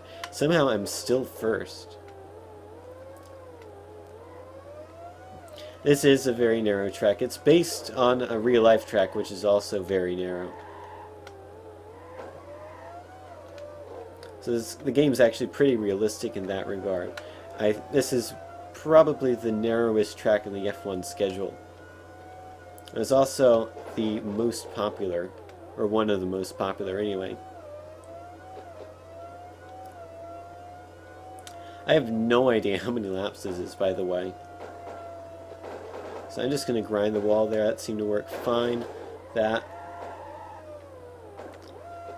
almost sort of worked. That stunt there. I wouldn't recommend it though. Okay, here's where I spun out last time. Let's try to not do that again. There we go.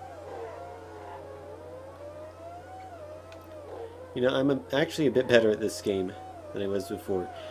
This one's a bit better than I remember it being, whereas the others were worse, so That's a bit interesting. Classification after one lap. Uh-oh.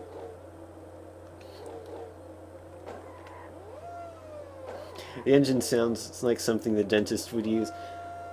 Yeah, it does. But actually, the F1 cars from this time period did sound pretty similar to this, I would say. So, the sound is actually pretty realistic. The cars just really did sound like dental equipment. And I've spun out again. I'll have you know, I'm usually competent at racing games.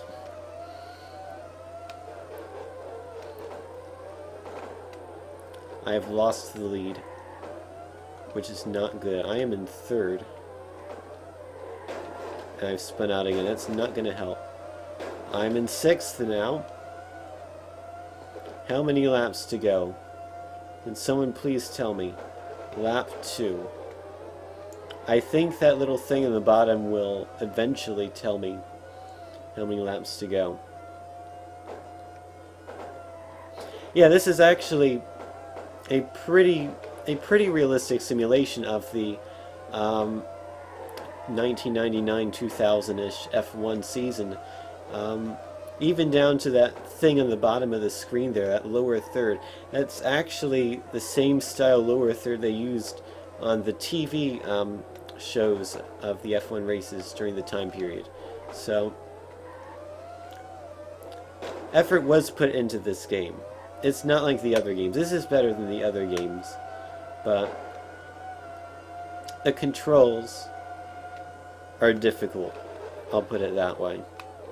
And because of that, I don't personally like this game that much. Although, it is sort of growing on me actually playing it right now. I might have been overly harsh previously when I played this. Somehow I've made my way back up to third.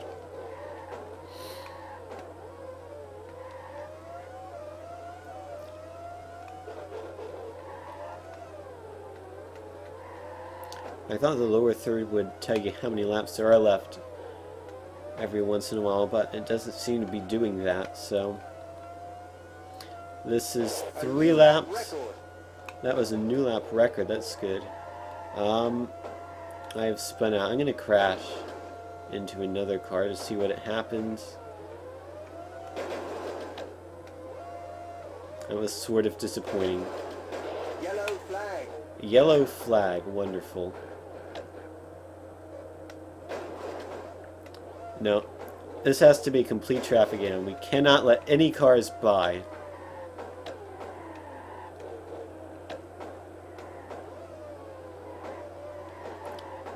I'm not doing very good at this job.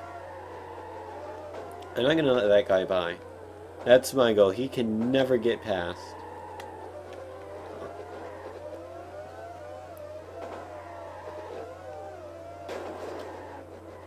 I have failed.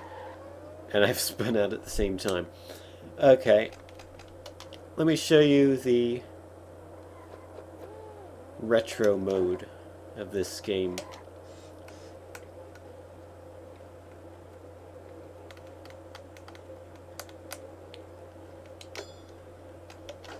So the retro mode, there's only one track, which is supposedly a recreation of the Nürburgring Nordschleife, as you would be led to believe by that picture of a track there, which is indeed a picture of the Nürburgring. However, the actual track in the game bears virtually no resemblance to that track at all. I can be any of these people. I'm going to be P. Blackfoot. I'm going to be Mr. Blackfoot.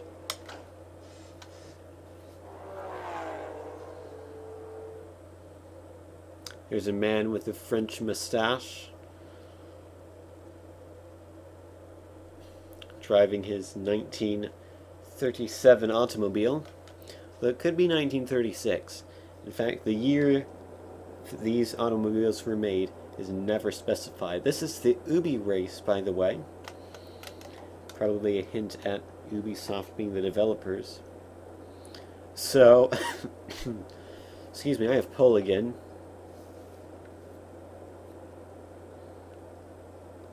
Actually, come to think of it, these are not from the 30s. These are from the 50s. Looking at the styling of these cars, these are definitely 50s Formula One cars. In fact, these might be based off of the first season of Formula One. Come to think of it, that's a fun thought. Yeah, this is post World War II automobile cars thing. Words. I have not been particularly good with words tonight. Oh man, look at that drift! Beautiful. So yeah, the previous track did not have grass. This track has grass. So, oh my god, I think this was the mode I played first when I first got the game. Maybe that's why I really didn't like this game that much, because this car just spins out all the time. It spins out much more often than the more modern Formula One car did. What does that say? EOS? For a moment I thought it said EAS, and I was going to make a joke at how they were advertising the emergency alert system. And now that I stopped to take a look at the sign, I'm hopelessly behind. Not like I wasn't already.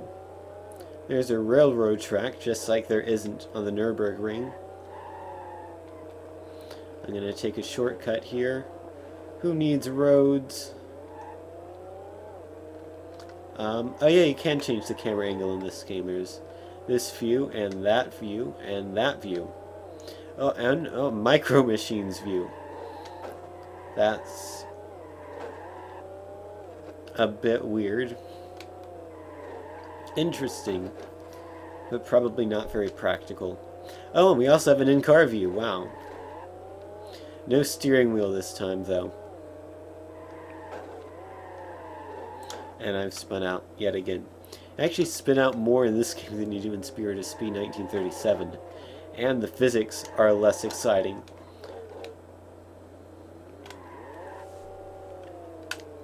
In-car view is like, the styling of the in-car view is identical to it in Spirit of Speed, except there is no steering wheel in this one, whereas there was in the other one. And it does have mirrors. I don't know if Spirit of Speed 1937 had mirrors or not, but this one does, and they're just boxes overlaid on top of the mirrors. So, great job there. And any more views? There's that one, which is just, whoa! This is really close to the car. Alright, why do both Spirit of Speed and Monaco Grand Prix have like 47,000 different car views? And I don't even know at this point if I'm going the right way or not. I could be going the wrong way. And if that's the case, I might run into another car eventually. I think I am going the wrong way, actually, even though it's not saying anything. So, let's try going the other way. Oh my god. Far East. Why is there a sign for the Far East when we're supposedly in Germany? Because that's where the Nürburgring is. And supposedly we're in some track which is supposed to be the Nürburgring, but is nothing like it. And I cannot go anywhere. This is not good. This is why I didn't like Monaco Grand Prix, because I played this mode first. And it just put a really bad taste in my mouth. Just go whatever way you end up facing. I think I'm just going to hold the accelerator, and I'm just going to let the car go. I'm just going to hold the accelerator, and it goes wherever it wants, which is straight into a wall. Okay, I'm going to control... Whoa, my... What the... Okay, I take back what I said about this game having less interesting physics than the other one. Okay. Can I do that again?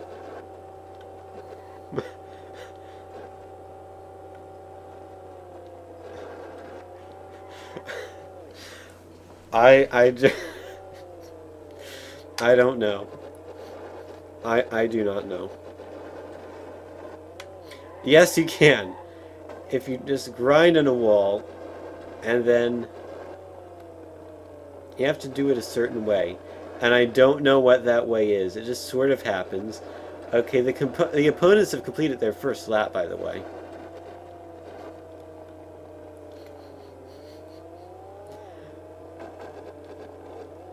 At this point, the only thing I'm trying to do is make that happen again.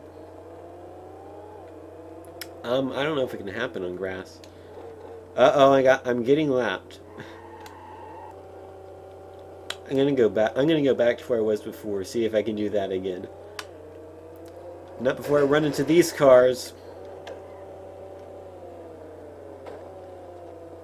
Le jeu, says the sign. For some reason, I thought we were in Germany, not France.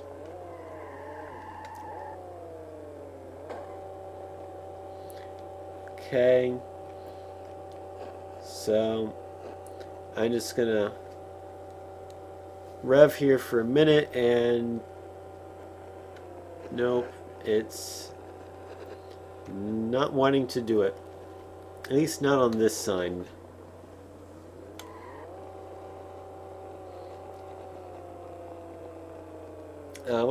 Which was the sign I did before? Was it this one? Rev for a minute.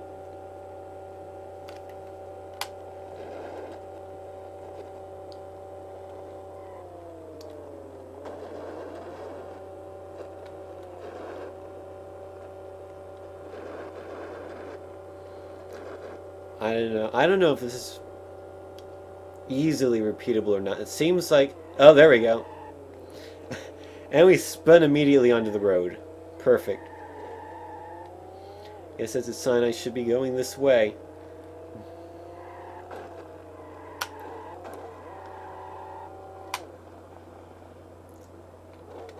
Wonderful. Is that the Dragon Quest slime on the sign to the left? I don't know, it looks sort of similar. I wonder if there's... was this the sign or was it the other one? That just says 1427. For some reason. And... Michenlop.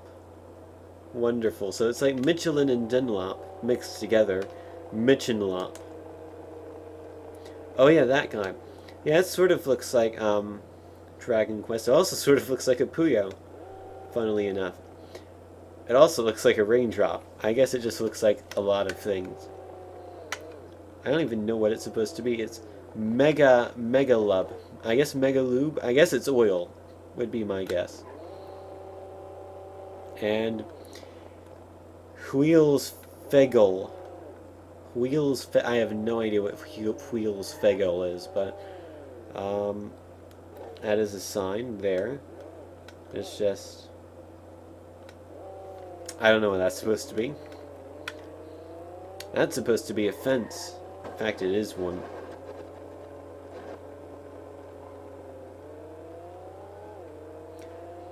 Okay, and here's how you know it's the Nürburgring, because here's your really long straightaway that you get at the end of the Nürburgring. So, they did sort of try to do the Nürburgring, and I have crashed into a wall at high speed, and that was interesting. In fact, I'm going to go the other way, and I'll probably end up crashing into one of another opponent, but I want to crash into a wall again. See if we can get some really weird physics to happen. Although I doubt it. Oh, I should have crashed into a car.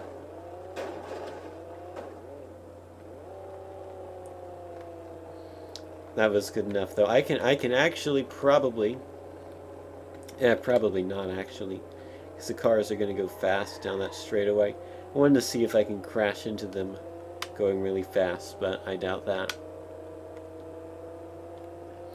Yeah, it seems like it'll reset you when you fall over. That was underwhelming. Oh, what the... That wheel clipped through the sign there for a moment. I wonder if you can clip through the map.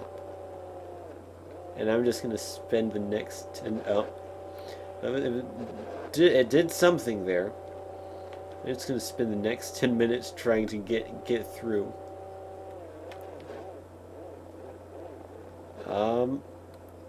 Oh.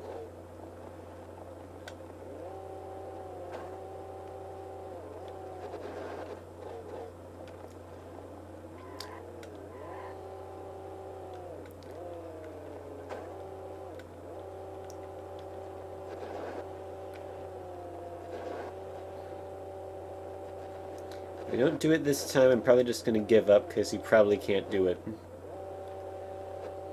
Come on. Come on. Why do you turn like that? It's weird. Nope.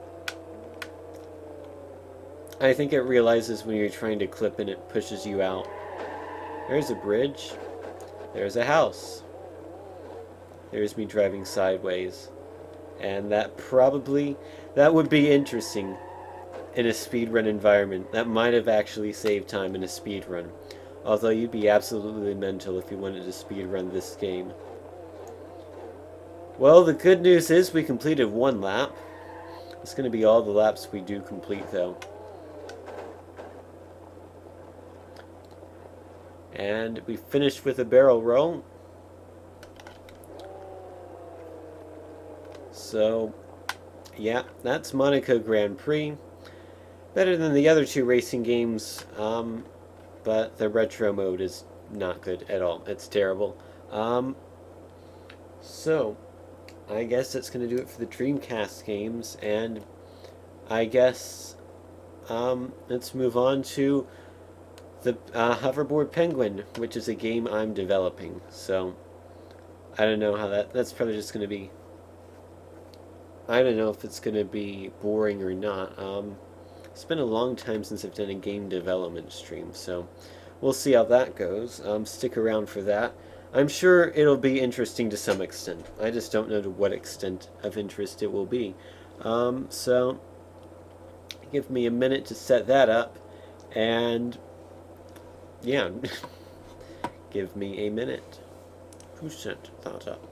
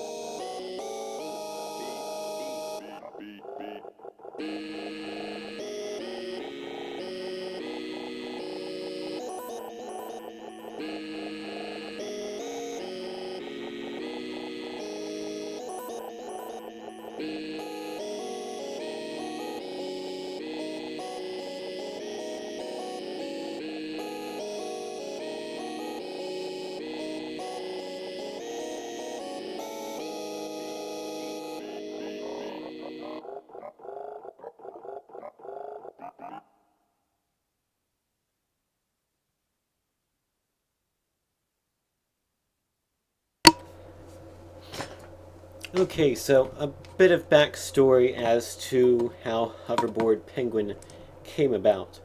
So, 2 days ago, just randomly, I wanted to play Super Monkey Ball. It was actually a few days ago. I wanted to play Super Monkey Ball, but also 2 days ago.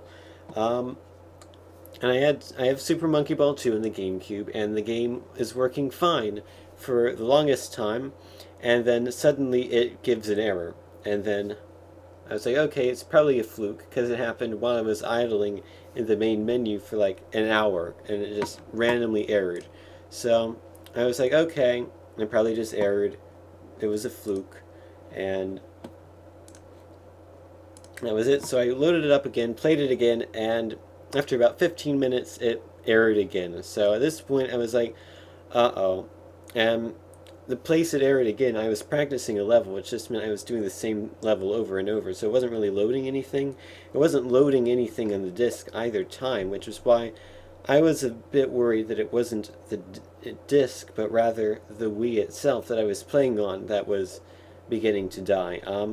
So I tried several other games, played them, none of them threw an error, and then I tried Super Monkey Ball 2 again, and it threw an error 2 more times. So I don't know if it's the disc or not. I kind of want to buy another disc to see if that's the problem, if it's just the disc has randomly gone bad that I have. But then if it is the Wii, I would then have a $10 game, which I already have that I've bought again, and that would just be $10 wasted pretty much. And then I'd have to buy another Wii, which would not be fun. So basically, in all of my disgust towards not being able to play Super Monkey Ball 2, I randomly got the idea to go ahead and make a Super Monkey Ball-esque game. Because I was trying to think of games to make for a while, and I couldn't really think of any good ideas. Like Silverware Smackdown was one idea I had, which I really like the name, Silverware Smackdown, but I don't really know of any game to make out of it. So randomly, I just came up with the idea called Hoverboard Penguin, where you're a penguin on a hoverboard and you have to go through these levels in a 2D top-down perspective, which is similar to Monkey Ball. So what you see here is what I have made so far after maybe like 5 hours or so total of work. Basically, it's all very rough right now, but this is the only level I have. It's just one testing level, which I'll go ahead and demonstrate to you right now what I have. Excuse me. So you'll notice the lovely timer in Comic Sans. So control the penguin. You have to beat the level. The red things like that will bounce you backwards, and if you fall off the platforms, you will have to restart, which is what I did just there. That's a teleporter, which will spin you around and then plop you out the other side. And this is a little bit technical, but not really. It's easy. And then you have a whole bunch of bouncy things, so you can just go all around the bouncy house, which completely screwed me over. You don't have to do that. In fact, you probably shouldn't if you want to beat the game. You can fall in that hole, which was actually a bit more difficult to make than one might think. So go straight through. This platform here moves whenever you get on it to there, and then it moves backwards whenever you're not on it. And then you have to be careful there when you cross, and then these platforms always move at the same rate. So do that, and then more diagonal platform crossing there. Those platforms are not straight, and ooh, that was close. And then that's the most tricky part there. You have to nail it right in the corner as it's spinning, and then it says you win, good job, yes, go anywhere now, and now you can go anywhere without it resetting you. So this is what I have so far. That's pretty much everything I have so far. Which it's actually a fair amount, I would say. That's done in very rough terms. A few things I have to say, and I'm going to refresh this because that text is probably a bit too annoying. A few things is, how do you, or a few things I've been thinking of is, how do you control the hoverboard penguin? Right now, the controls I have is basically car controls. Like, hoverboard penguin is a car. You press left to turn left, right to turn right, and for some reason, why is it not, hold on, there is a problem. Why is it not when you just turn left and right? Did I forget to save at one point? I might have done that. Oh, well, I don't think I lost much. Basically, I had it so when you press left and right when stationary, you will turn. That is not the case right now because that's how the default car controls work. So basically, right now I'm just using the default car controls, which means press right to go right, left to go left, and then up to accelerate, back to brake, and you can also go in reverse if you want to for some reason. So I was thinking of either, keeping the car controls and improving upon them, or do like 360-degree movement controls, which would basically mean like if you're using a controller, which hopefully the destination platform that I hope this game will be on, you would be using a controller with an analog thumbstick, would be that whichever direction you press the thumbstick, that's the direction hoverboard penguin travels in. So like if you press the thumbstick to the bottom right, hoverboard penguin will go to the bottom right, like that. So that would be a bit more difficult. That's a bit more difficult to implement very simply, so I've just stuck with car controls right now. So I don't really know which control scheme would be better for this type of game, because like with car controls, I don't want to feel like it's like one of those parking simulators that are a dime a dozen on the App Store. You just drive the car around the parking lot and then you have to find the right spot, and it's not really fun because it's a mobile game. Then it has in-app purchases and ads which make the game run really slowly, and then you just hate yourself forever deciding that buying an iPad was a good idea for getting mobile games on it. The timer is not finalized in any way. That's just completely placeholder. So probably what I'm going to have to do is experiment with both control schemes, see which one works better, which is going to take time. Yes, that is definitely Comic Sans. I apologize. In my intro to CS final project, I used Comic Sans for the score, and my professor said he was going to take points away for using Comic Sans, which was funny. I don't think he did though, because I got like 100 on it. But that's a weird fact. I abuse Comic Sans more than I probably should. But I won't be using Comic Sans in the final game, I promise you. This is everything you see here is placeholder. Every single thing, except maybe the tiles. I do kind of like the blue tile scheme here.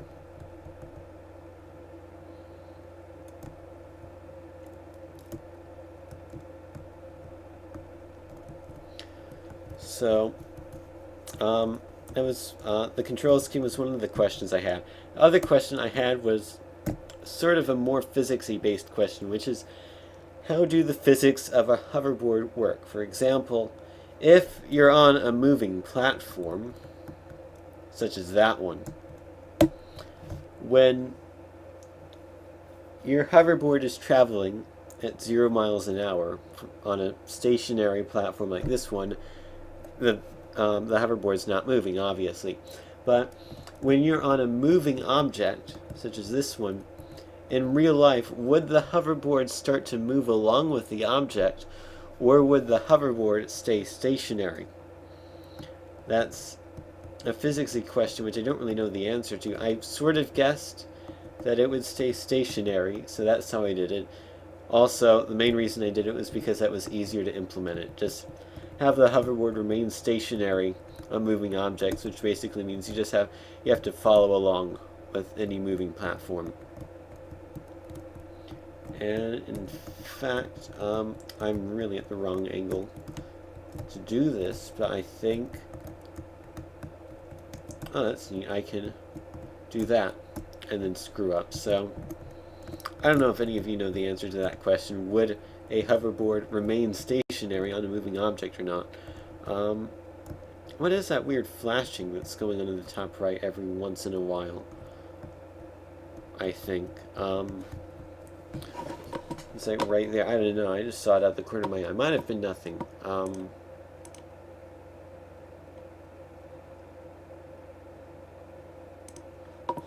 So, where'd my chat go? I need to see that. There it is.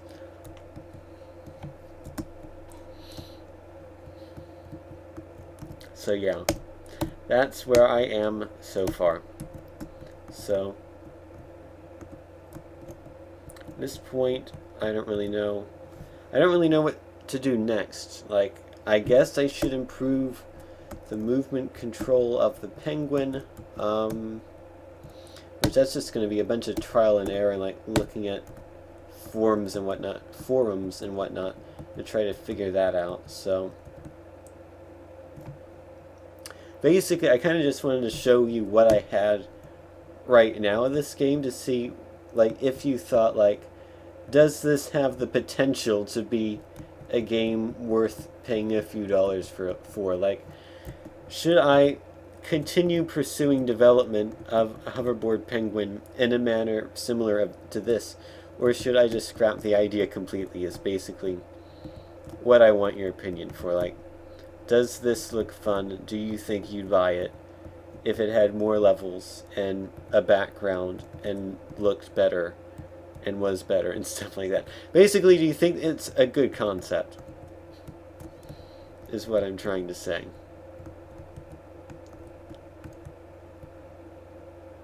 Well, Emerald Rock says yes. Thank you for thinking my game idea is good. Oh, that was. Why can you spend so much more there? I don't know.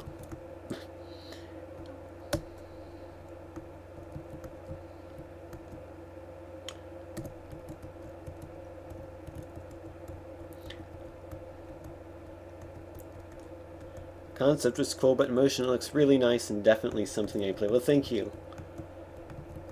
Thank you for that.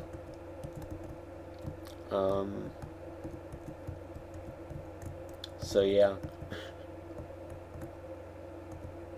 I was sort of thinking of maybe adding a few features or refining some stuff, but I sort of don't really feel like doing that right now, for some reason. I guess playing all the crappy Dreamcast games sort of put me off developing.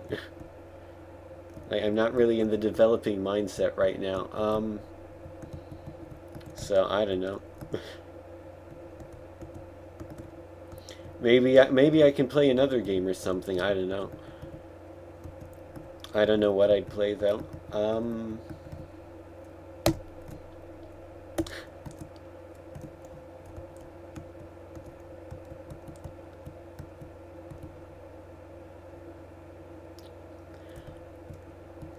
Just don't develop a crappy Dreamcast games. Don't worry. I have seen what is possible via the Dreamcast homebrew, due to that Dreamcast homebrew stream I did, which was terrible. And yeah, I will not be making homebrew Dreamcast games, I assure you. Pinguino says, I guess I would if it had a lot more content and polish, but that goes without saying. Yeah, pretty much. If it had like 100 levels and several worlds and like backgrounds and whatnot, and had a user interface, it had a menu.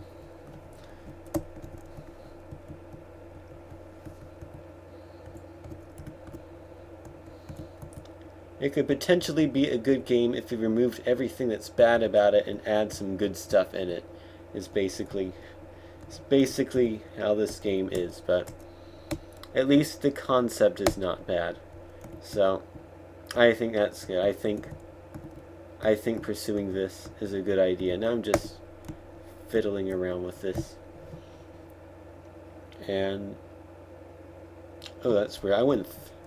That's a glitch I've noticed. Sometimes you can go through the I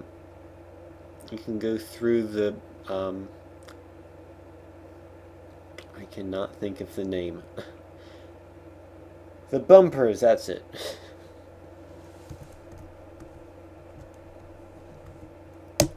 Oh yeah, one of the things I should mention is that I'm using Construct 2 to develop this game as opposed to Click Team Fusion, which I used to develop the previous games I've made, so they're pretty similar. I mean, I just whipped this up in a few hours, so I mean, it's fairly easy to get oriented with, but the exporting features and the features that Construct 2 has are just far superior than the features had by Click Team Fusion. And also, Construct 2 is cheaper overall because it comes with the exporters to iOS and Android and whatnot, so if for some reason I did put this game on mobile, I would be able to put it on both iOS and Android simultaneously, as opposed to previous games where iOS would cost an extra $150 to just do that, and I didn't really feel like that was a good use of money for a game which I was just making for free and was not making any money off the game at all. So this game, hopefully, I will make some money off of. Exporting on Construct is kind of gross from what I've played, but I haven't really messed around with exporting at all.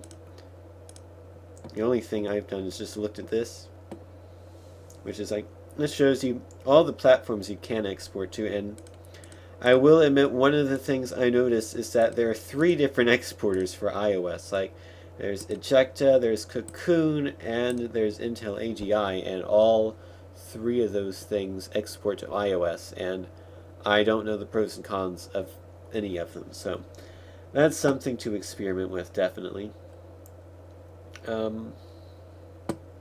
But yeah, it can export to a lot of things, like Android, iOS, HTML5, Chrome Web Store, Windows Phone, BlackBerry for some reason, Tizen, I don't even know what that is, the Amazon App Store.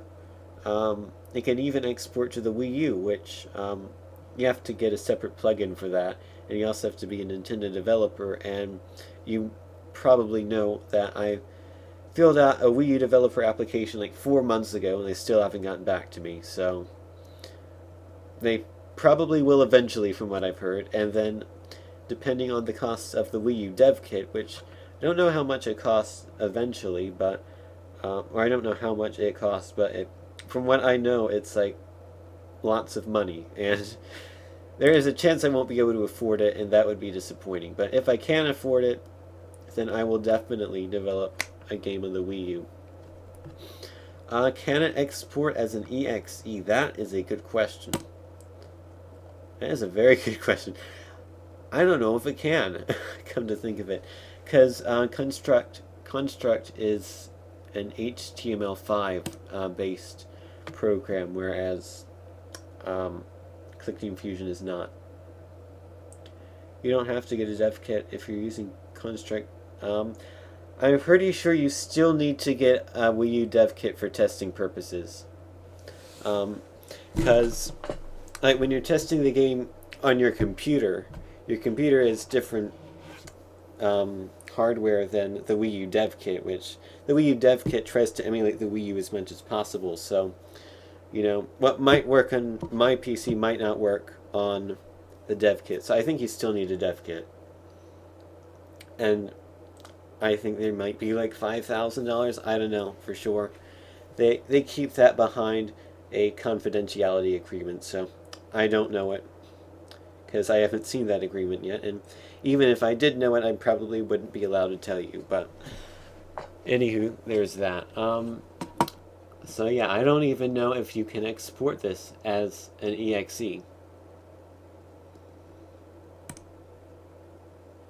Um,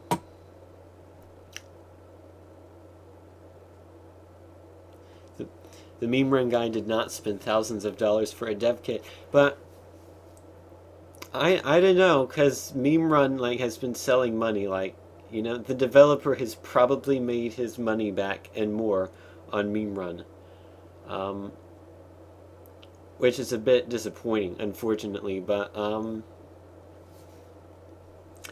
I don't know. I'm still pretty sure you need to buy a dev kit, and I'm pretty sure it costs thousands of dollars, which is unfortunate. Nintendo says they do have a payment plan though for the dev kit, which is useful. So I guess no need to look at that. Do people do what you're not supposed to do? What do you mean by that exactly? I'm not sure what you mean. Oh yeah, buy the game because it's bad. Yes, people bought the game because it was bad and because it was le meme and fedoras and whatnot. And it's a bit disappointing that people will buy purposely bad games. Although, I gotta admit I've done it sometimes too. But I did not buy Meme Run. That's good. I did not buy Meme Run, and I highly recommend you do not buy Meme Run. Although I did see the Giant Bomb quick look of Meme Run, and it was sort of funny to see the guys from Giant Bomb look at Meme Run from a purely analytical point of view. And like, they didn't make fun of the game. Like, they didn't immediately write it off just because it was a game based off of memes. So I thought that viewpoint was a bit different from what the internet hive mind was like, and I thought it was a bit interesting. They did agree that it was a bad game, though, so you don't have to worry about that. They didn't like it, but they gave it a chance, which is more than I thought they would give it. I don't know, I kind of... For some reason, I just want to go through, like, other things I've made and just look at them. Maybe get a bit of inspiration. Oh, what's this? Is this what works? Is this... No. That is... I think that's literally the same exact version.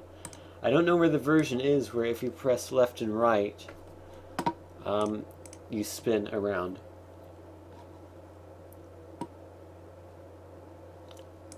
Did I just put it in struct 2? Or I don't know. I don't know where that version went. It's probably gone. I don't know what game thing is. Oh, I remember. This was when I was first messing around with Construct 2. So, I remade Taco Tom on the bottom there, and every frame a new taco is made. And then there's a particle effect with the cheese on the bottom left. And then all the tacos move. This was sort of a test to see how many tacos you can have on screen at once, because Click Team Fusion has a limit on that, which is like 256. The answer in Construct is a lot. You can have a lot more than 256. Probably ended up with several thousand on here, and I moved them left and right, and they moved at a reasonably good FPS. So that was a pretty successful test, I guess. Not much of a game, but I guess you can try to like cover up the entire screen as quickly as possible, because you can sort of change the position of the tacos some by moving the ones that have already been moved. So you can see some of them are not moving the same way. But it's not much of a game. It's just a test. That's all it is.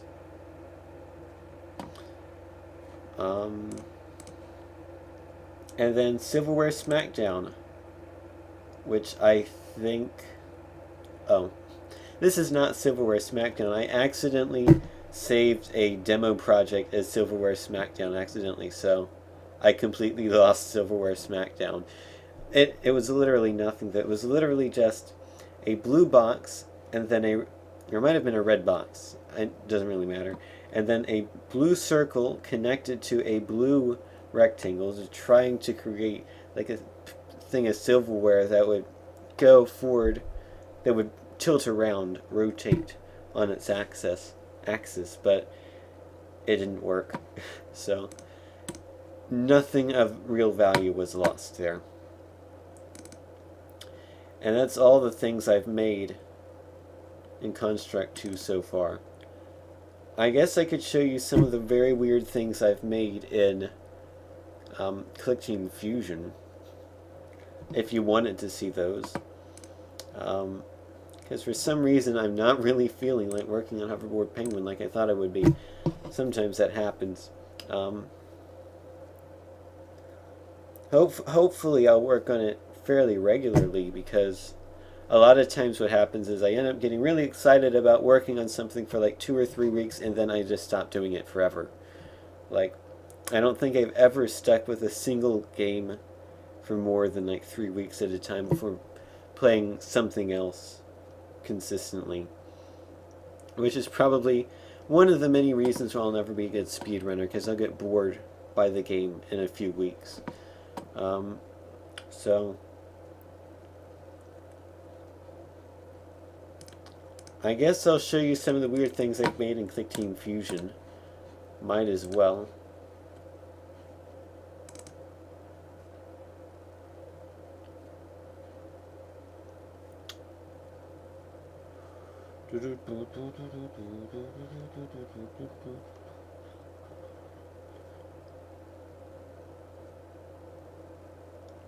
I'm trying to think of things that happened during the last stream. There's got to be a lot of them, because it's been like a month since I've streamed. I had the flu right after I did my last stream. That was fun.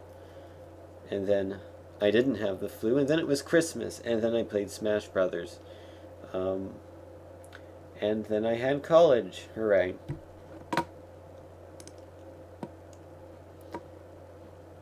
So I have a few more things in Click Fusion than I do in Construct 2. And when I see a few more, I mean a whole lot more. For some reason, it's opened straight up to Oh God Help. And the reason of that is because I actually looked at the source code during the making of the highlight video of Click and Play, just so I could figure out exactly how the Disco Dorks are made, so I could put that in the video. And then for some reason I thought it would be a good idea to try to make a remixed version of Oh God Help called Oh God Help Tournament Edition. It was not a good idea, and I did not do anything with it. I don't think I really changed anything about this besides adding Tournament Edition, and the MIDI sound font is B, so all the MIDIs are going to be B. I made this years ago, by the way. Like, when Oh God Help was new, I would say.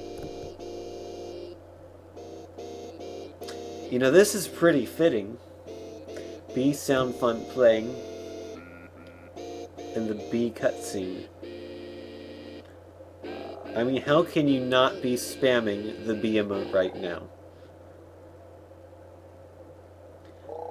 Oh yeah, I did improve the Snoop Dogg animation. He animates now.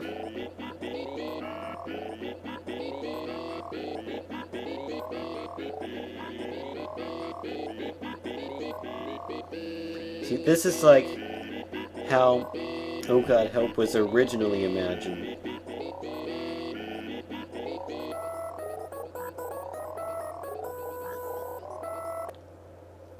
And then we have, what is this? Now in Ouya.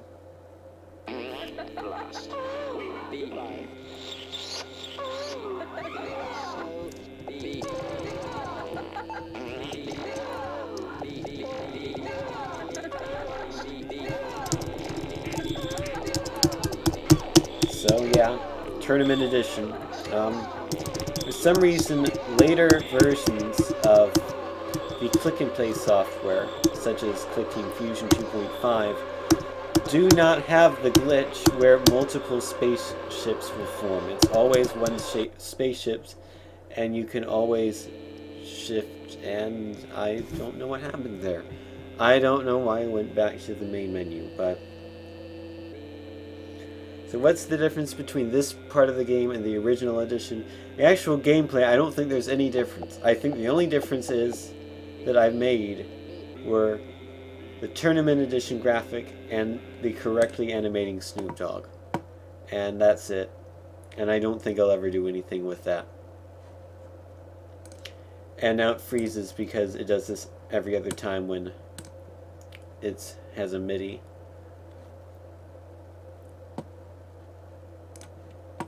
So that's the Android version, that's the original version, and that's the version made to work with 64-bit Windows computers, I think. And then what's in here?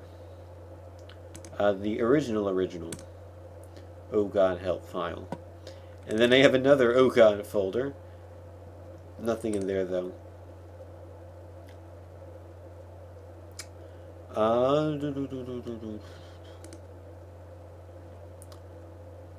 Let's see. Let's go to my main Fusion 2.5 folder here.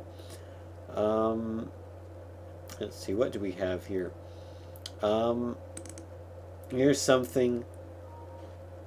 Warning: the Android images have been automatically resized. I didn't think this was an Android game. I guess it is. But anyway, this is called Accelerama, and basically it was an attempt by me to procedurally generate a random track in which you would then drive on. It doesn't really work. It does this, which is something. And I'm running its application so I can do it multiple times. So the roads are connected to each other, sort of, but then they overlap each other and it breaks everything. And also, some of the roads just randomly disappear for no reason. Like that. And I never did the car, so... You can look at it going around, and... like that, like...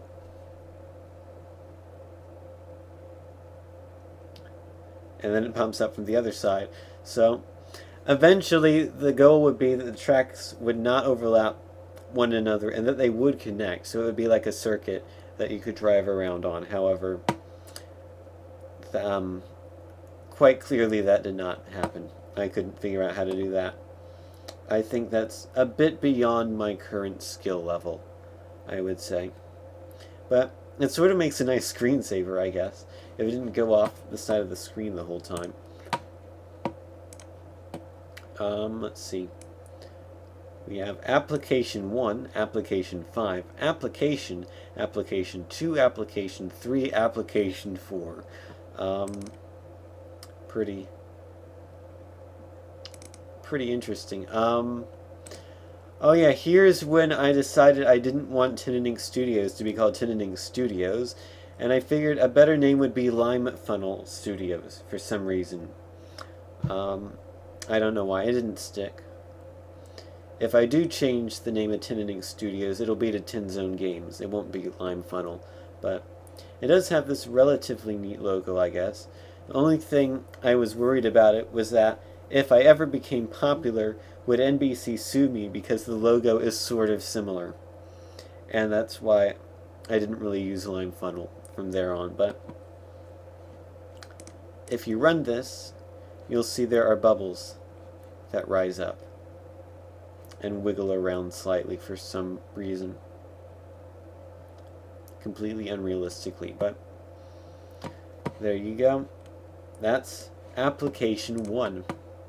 And here's application 5, because that's up next for some reason.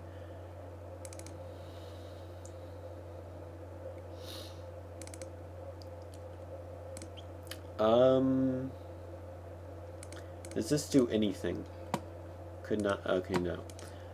This was when I was experimenting to see if I could make a thing that shows like audio levels in ClickTeam Fusion. And I actually came closer than one might think. However, I did not get all the way, so it didn't work. I was actually doing that for Beats Play Pokemon to see if I could jerry-rig my own version of a thing that might work better than that one Windows gadget.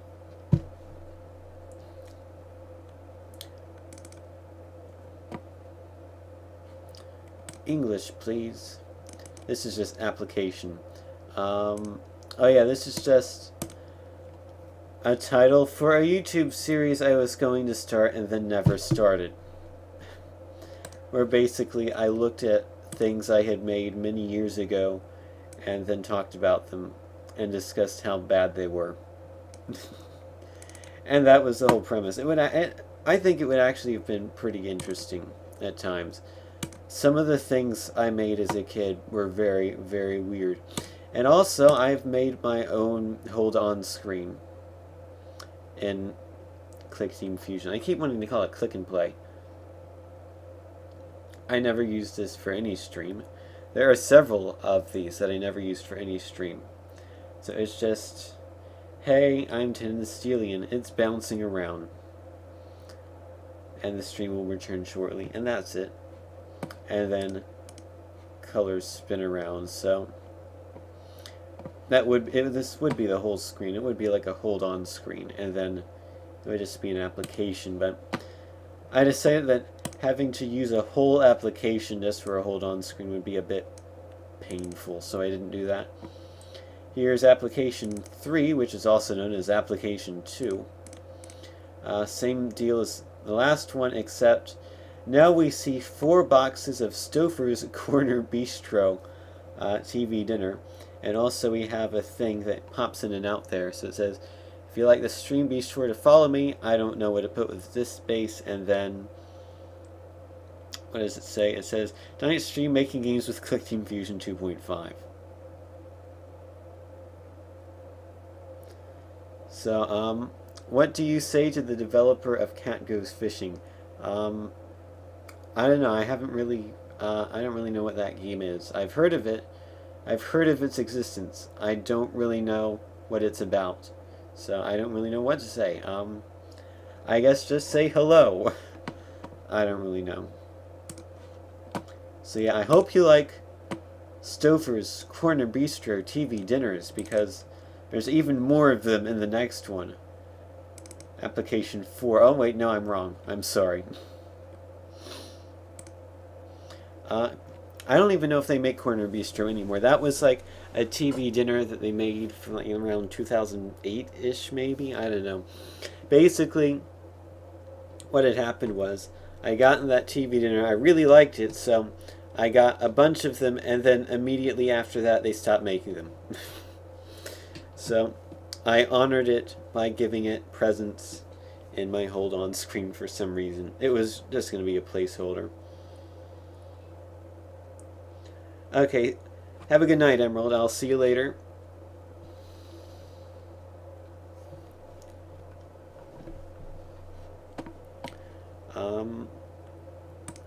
So this one is basically, I spelled soundtrack wrong. That bothers me.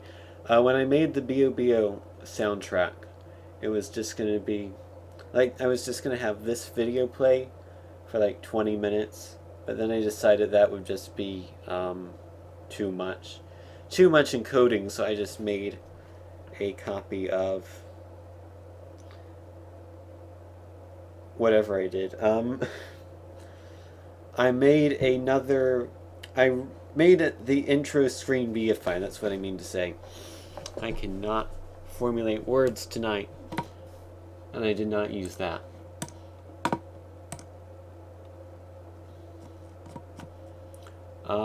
Let's see.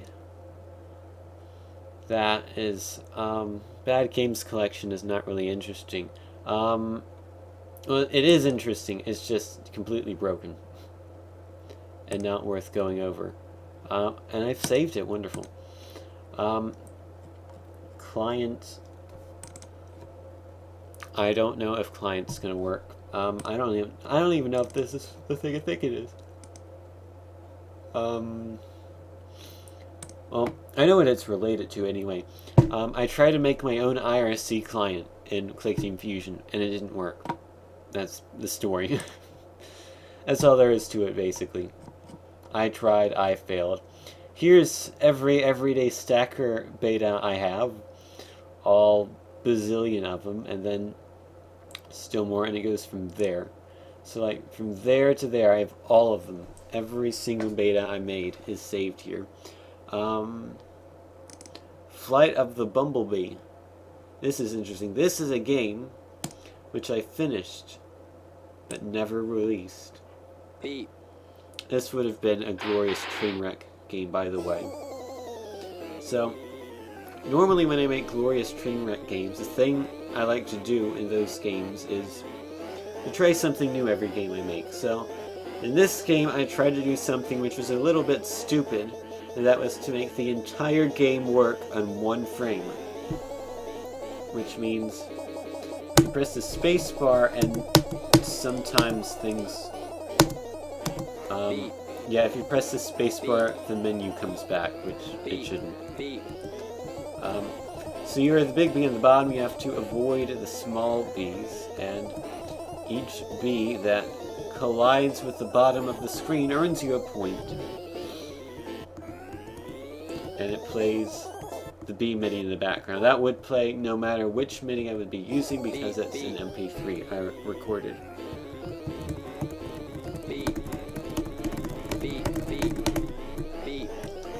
And I think there becomes more Bs eventually. That would definitely seem to be the case.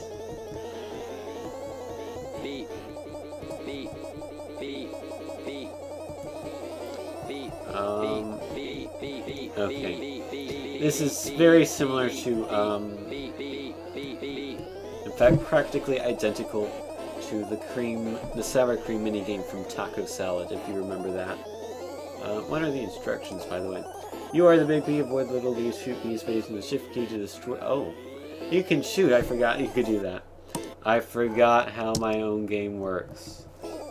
And also, the game will break, because if you press the space bar, the character becomes desynced. That's enough of that, I think.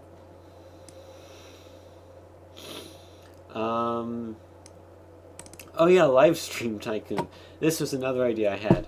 Make a game called Livestream Tycoon where you try to be a budding live streamer and try to become the most popular streamer on an unnamed live stream network. However, I basically stuck, here are some lists, here are some buttons, here are some counters, and that was it. Like, every 1 second the menu is shown. That's the only thing that happens. All these counters are just for show. I think they're named. Like, the idea is like all the things that could happen are in here, but like they don't do anything. And I couldn't really figure out how to make the game be fun. Was the problem with that one. This is the IRC client I tried to make.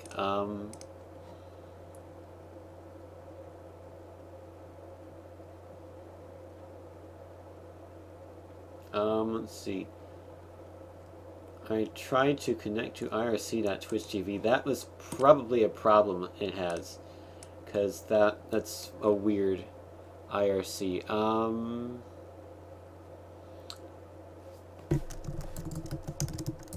on. I'm gonna try experimenting here. What if we didn't use Twitch? What if we used Ustream? See if we can connect to the super secret extra lives chat room.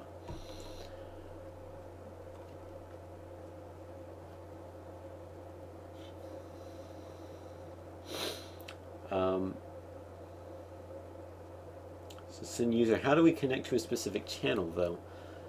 I guess you don't. User Nick Pass. Okay, let's run it. Oh, I just realized I'm gonna have to show my password. Well, no, I don't. Tinstelion. Tinstelion. And then I'm not gonna show my password because that would be bad. So I'm gonna move it over here.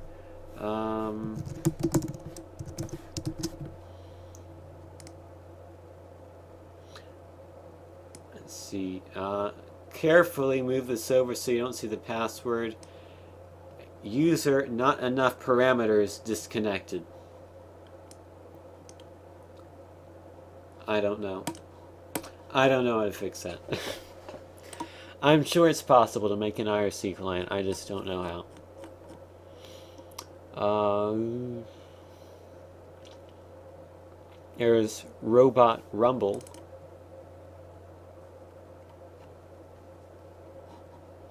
Which version of the game is this? That is the old version. Basically, this is a game with robots where you pick up frisbees and you have to shoot them. Very, very loosely based off of the FRC robotics game Ultimate Ascent with the frisbees and whatnot.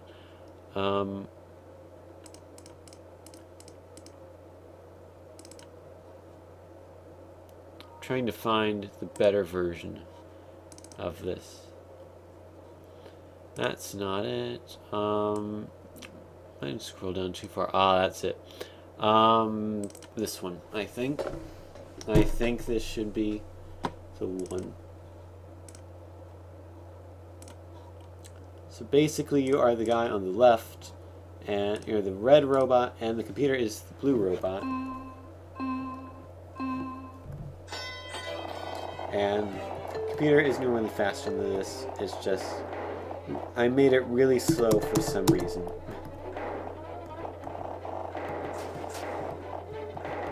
So basically you pick up the frisbees and then you shoot them in your own go and you try to get more points than the other computer. And I got a penalty because I picked up one of my opponent's special frisbees, which automatically gives you 4 frisbees because you can only hold 4 maximum.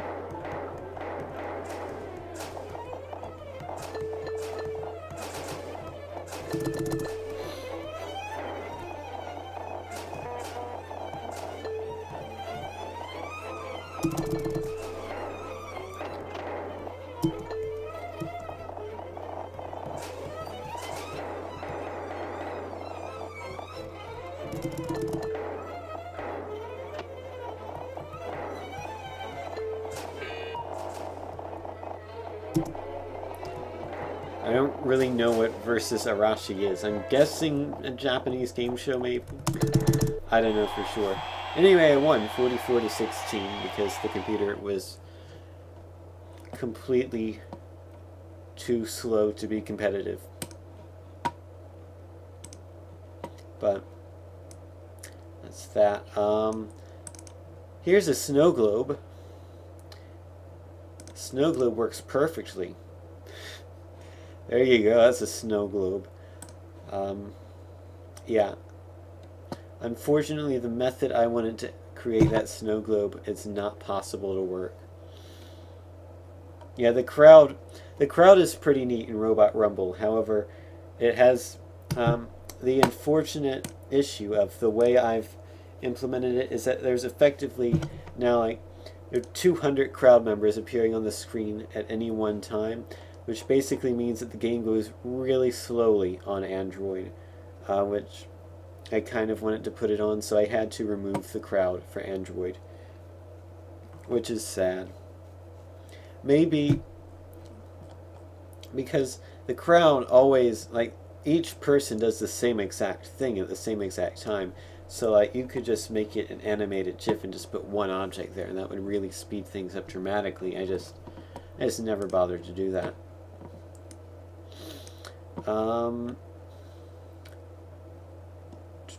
Taco Tom betas, not too interesting. This one, this is a bit interesting and will require a bit of explanation. Just a bit. I'm going to go ahead and run it. There you go. So, here's your explanation as to what ZZZ stick test is. Like a few months ago, Click Team opened up what they call the Click Store, which basically means it's a store where you can buy programs and stuff that are supposedly help you. So there's this program called like Fusion Character Animator 2.5, which supposedly allows you to animate characters, and was only $14. So I figured, why not? I'll go ahead and buy it. So it turns out that this software was made in ClickTeam Fusion, and that really sort of held it back, because in order to pull out the characters from the character creator and use them in their own game, they have to be on a backdrop, and then the software itself has to take a screenshot of itself each frame, and then chroma key out the background from the stick figure, or whatever the figure it is, to make it work. And then sometimes with the animations, the character will go below the backdrop, which means that part of the character will get cut off. And also, for some reason I do not understand, it'll only record half or sometimes a quarter of the number of sprite animation sequences or frames that it should. So for example, that thing you saw there for a split second in the start should have been this stick figure, which is clearly not based off of Monotone Tim, not at all. It was basically him doing the Snoop Dogg dance, that animation from the Oh God Help game, but it got cut off halfway through. And then this running's actually also cut off halfway through, but it can sort of pass because of how it works, because the stick figure doesn't have any shading to it. It sort of works, but you can't turn. And yeah, it was not a good program. I was disappointed in my wasting of $14. Supposedly, the Construct 2 store, they have a similar store. They have a program called Spriter, which is $60, but appears to do what the Fusion Character Animator is supposed to do, but does it properly. So that is definitely something to look into in the near future, perhaps for making some hoverboard penguin sprites. Although there's a decent chance I might have multiple people working on sprites for that, so I don't know how that's going to work exactly. But yep, that is that and whatnot. Oh yeah, here is another hold on screen I made, which is missing an image. That's okay. It would say Tin and Steelian here, and then these things moved around, and that's it. Ta-da!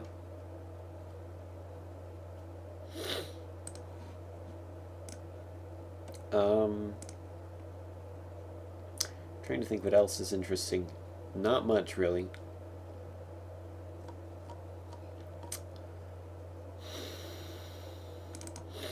Here's something potentially interesting. Do I want Kick Team Smash Bros. Or Click Team Smash Bros? This one has a later file date, so I'll go with this one. So basically, this was my attempt at making a Super Smash Bros.-esque game with the default click and play characters. So you can see them all here. These are all the characters you can play as, and there's your character select screen. The only problem is I spent so much time working on this character select screen that I got so annoyed with it that I got fed up with the game and didn't make anything beyond the character select screen. And to top it all off, character select screen doesn't even work properly. Got so fed up with it. This is definitely something that I'd like to come back to eventually. I think I could maybe make something interesting come out of this.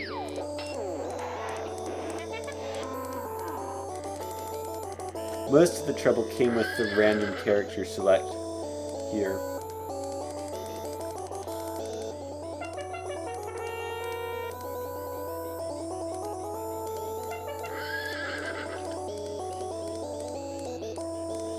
Why Bach out of all music? I don't know. It was one of the default click team midis. No, click and play midis. I keep messing up click team versus click and play. It is confusing, to be fair. I don't think there was any other fitting music, so I just went with Bach music, and also because it was 9 minutes long, which meant I could just click around for a while and the music wouldn't move. Oops.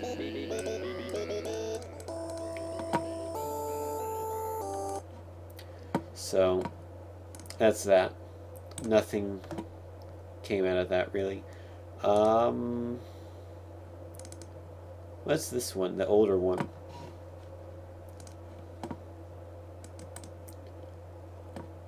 Oh wow, this has a title screen. Click Team, Smash Bros. And character roster. Oh yeah, this one had a few more characters. I toned down the character list a bit for the second version.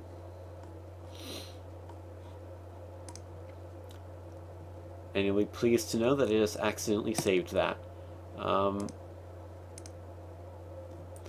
Which is great because now it's going to say date modified January 26, 2015 when that's the older version.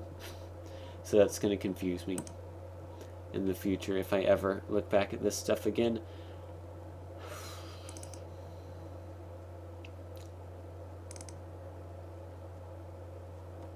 Here's Sandwich Maker.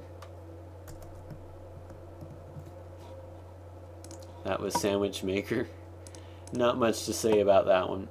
I was just testing the physics engine there. It didn't really work. Here's a game called Test Game with Quotes. I figured if I made a game called Test Game with Quotes, you know, maybe we could bring back that Twitch name directory. So, I don't know if this does anything or not, but basically, this is not good. Say the least. I guess start from here. So you are the black circle, and you move around, and the moving function is just really not good. Like, you change direction instantly.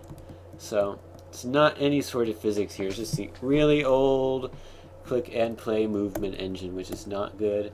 And then you hit the door and you win. And can you jump? No.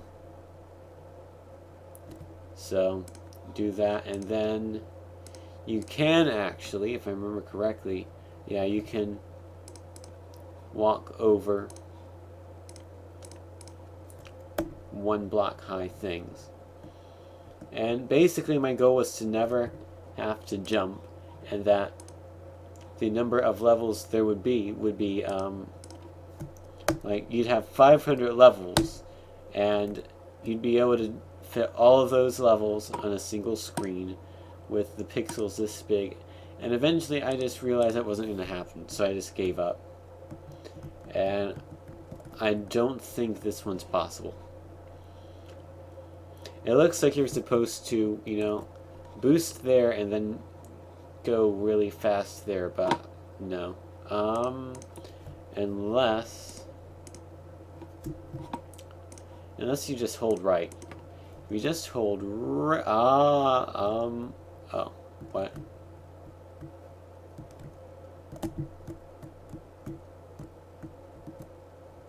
So, yeah, you can see why I did not pursue Test Game with Quotes. I think that's about it, really. Yeah. There's some other stuff I've made, but it's not really interesting, or it requires a bit more explanation time or whatnot. But It's getting fairly late, I guess. It's almost 11 o'clock. And I've been streaming for 3 hours now and don't really have anything else to do, so I guess it'll be the end of the stream. Well, thank you very much for watching. Be sure.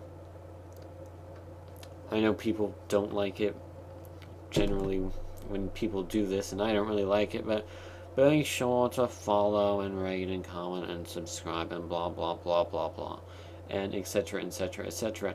But yeah, thank you again for watching.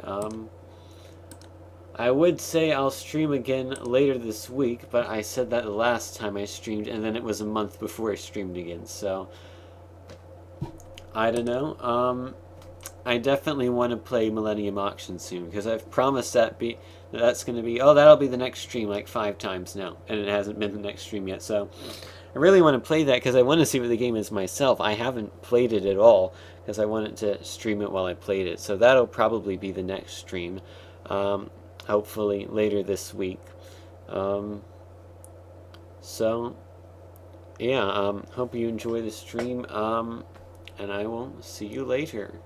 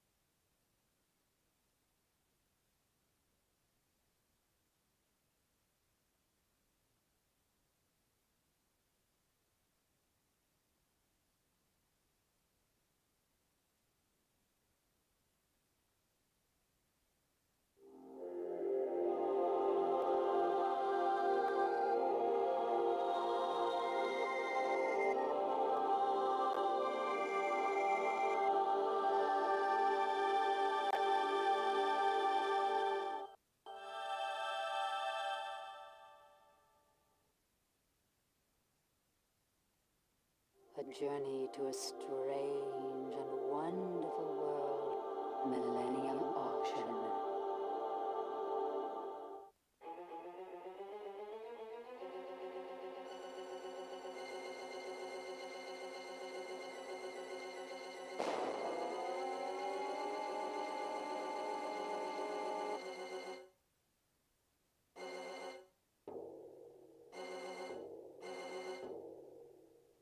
The fall of communism in 1990 brought down one world order, but another was slow in coming. The United States fell into trade wars with its reorganized allies, United Europe and United East Asia. Desperate trade wars without winners. Trade wars that all too easily erupted into real wars.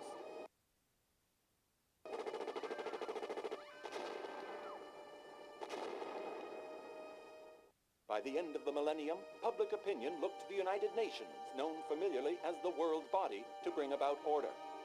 By ratifying the One World Treaty in 2003, individual nations agreed to limit their sovereignty. By a margin of over 2 to 1, the Pax General Assembly roared its approval with an ovation that lasted over 20 minutes. Currency reform completed this process, and by 2005, there was essentially one world economy and one world government. The cloistered and inbred world of fine art seemed untouched by the turmoil until, on April 3rd, 2006, the eccentric collector Derek Moveen invited the press and the public to his estate. From the debacle that followed, only this mangled audio tape survives. Quiet you down. If I could have everyone's attention, this is a matter of critical importance to the art world. Beneath this sheet, I have placed 3 Van Goghs for my collection on easels.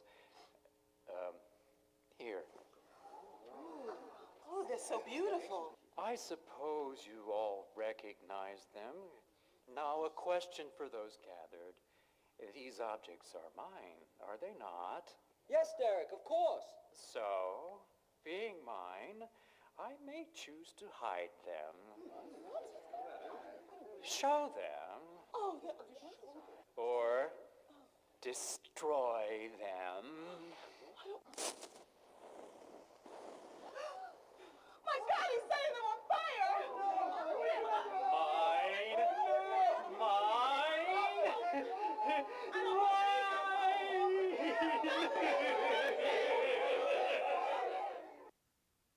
The world body moved with unusual speed. It passed the Treasures of Humanity Declaration and authorized Interpol to seize all privately held artworks on behalf of the entire human race. Offended by the intrusion of the world body into their private concerns and frightened at the impending loss of their coveted possessions, collectors schemed and struggled to keep their art. Mr. Bellata, how long will you keep your Rodin collection from the public? I've never owned a Rodin collection, and I do not possess one now. Are you asking Interpol and the public to believe that you've never owned any art?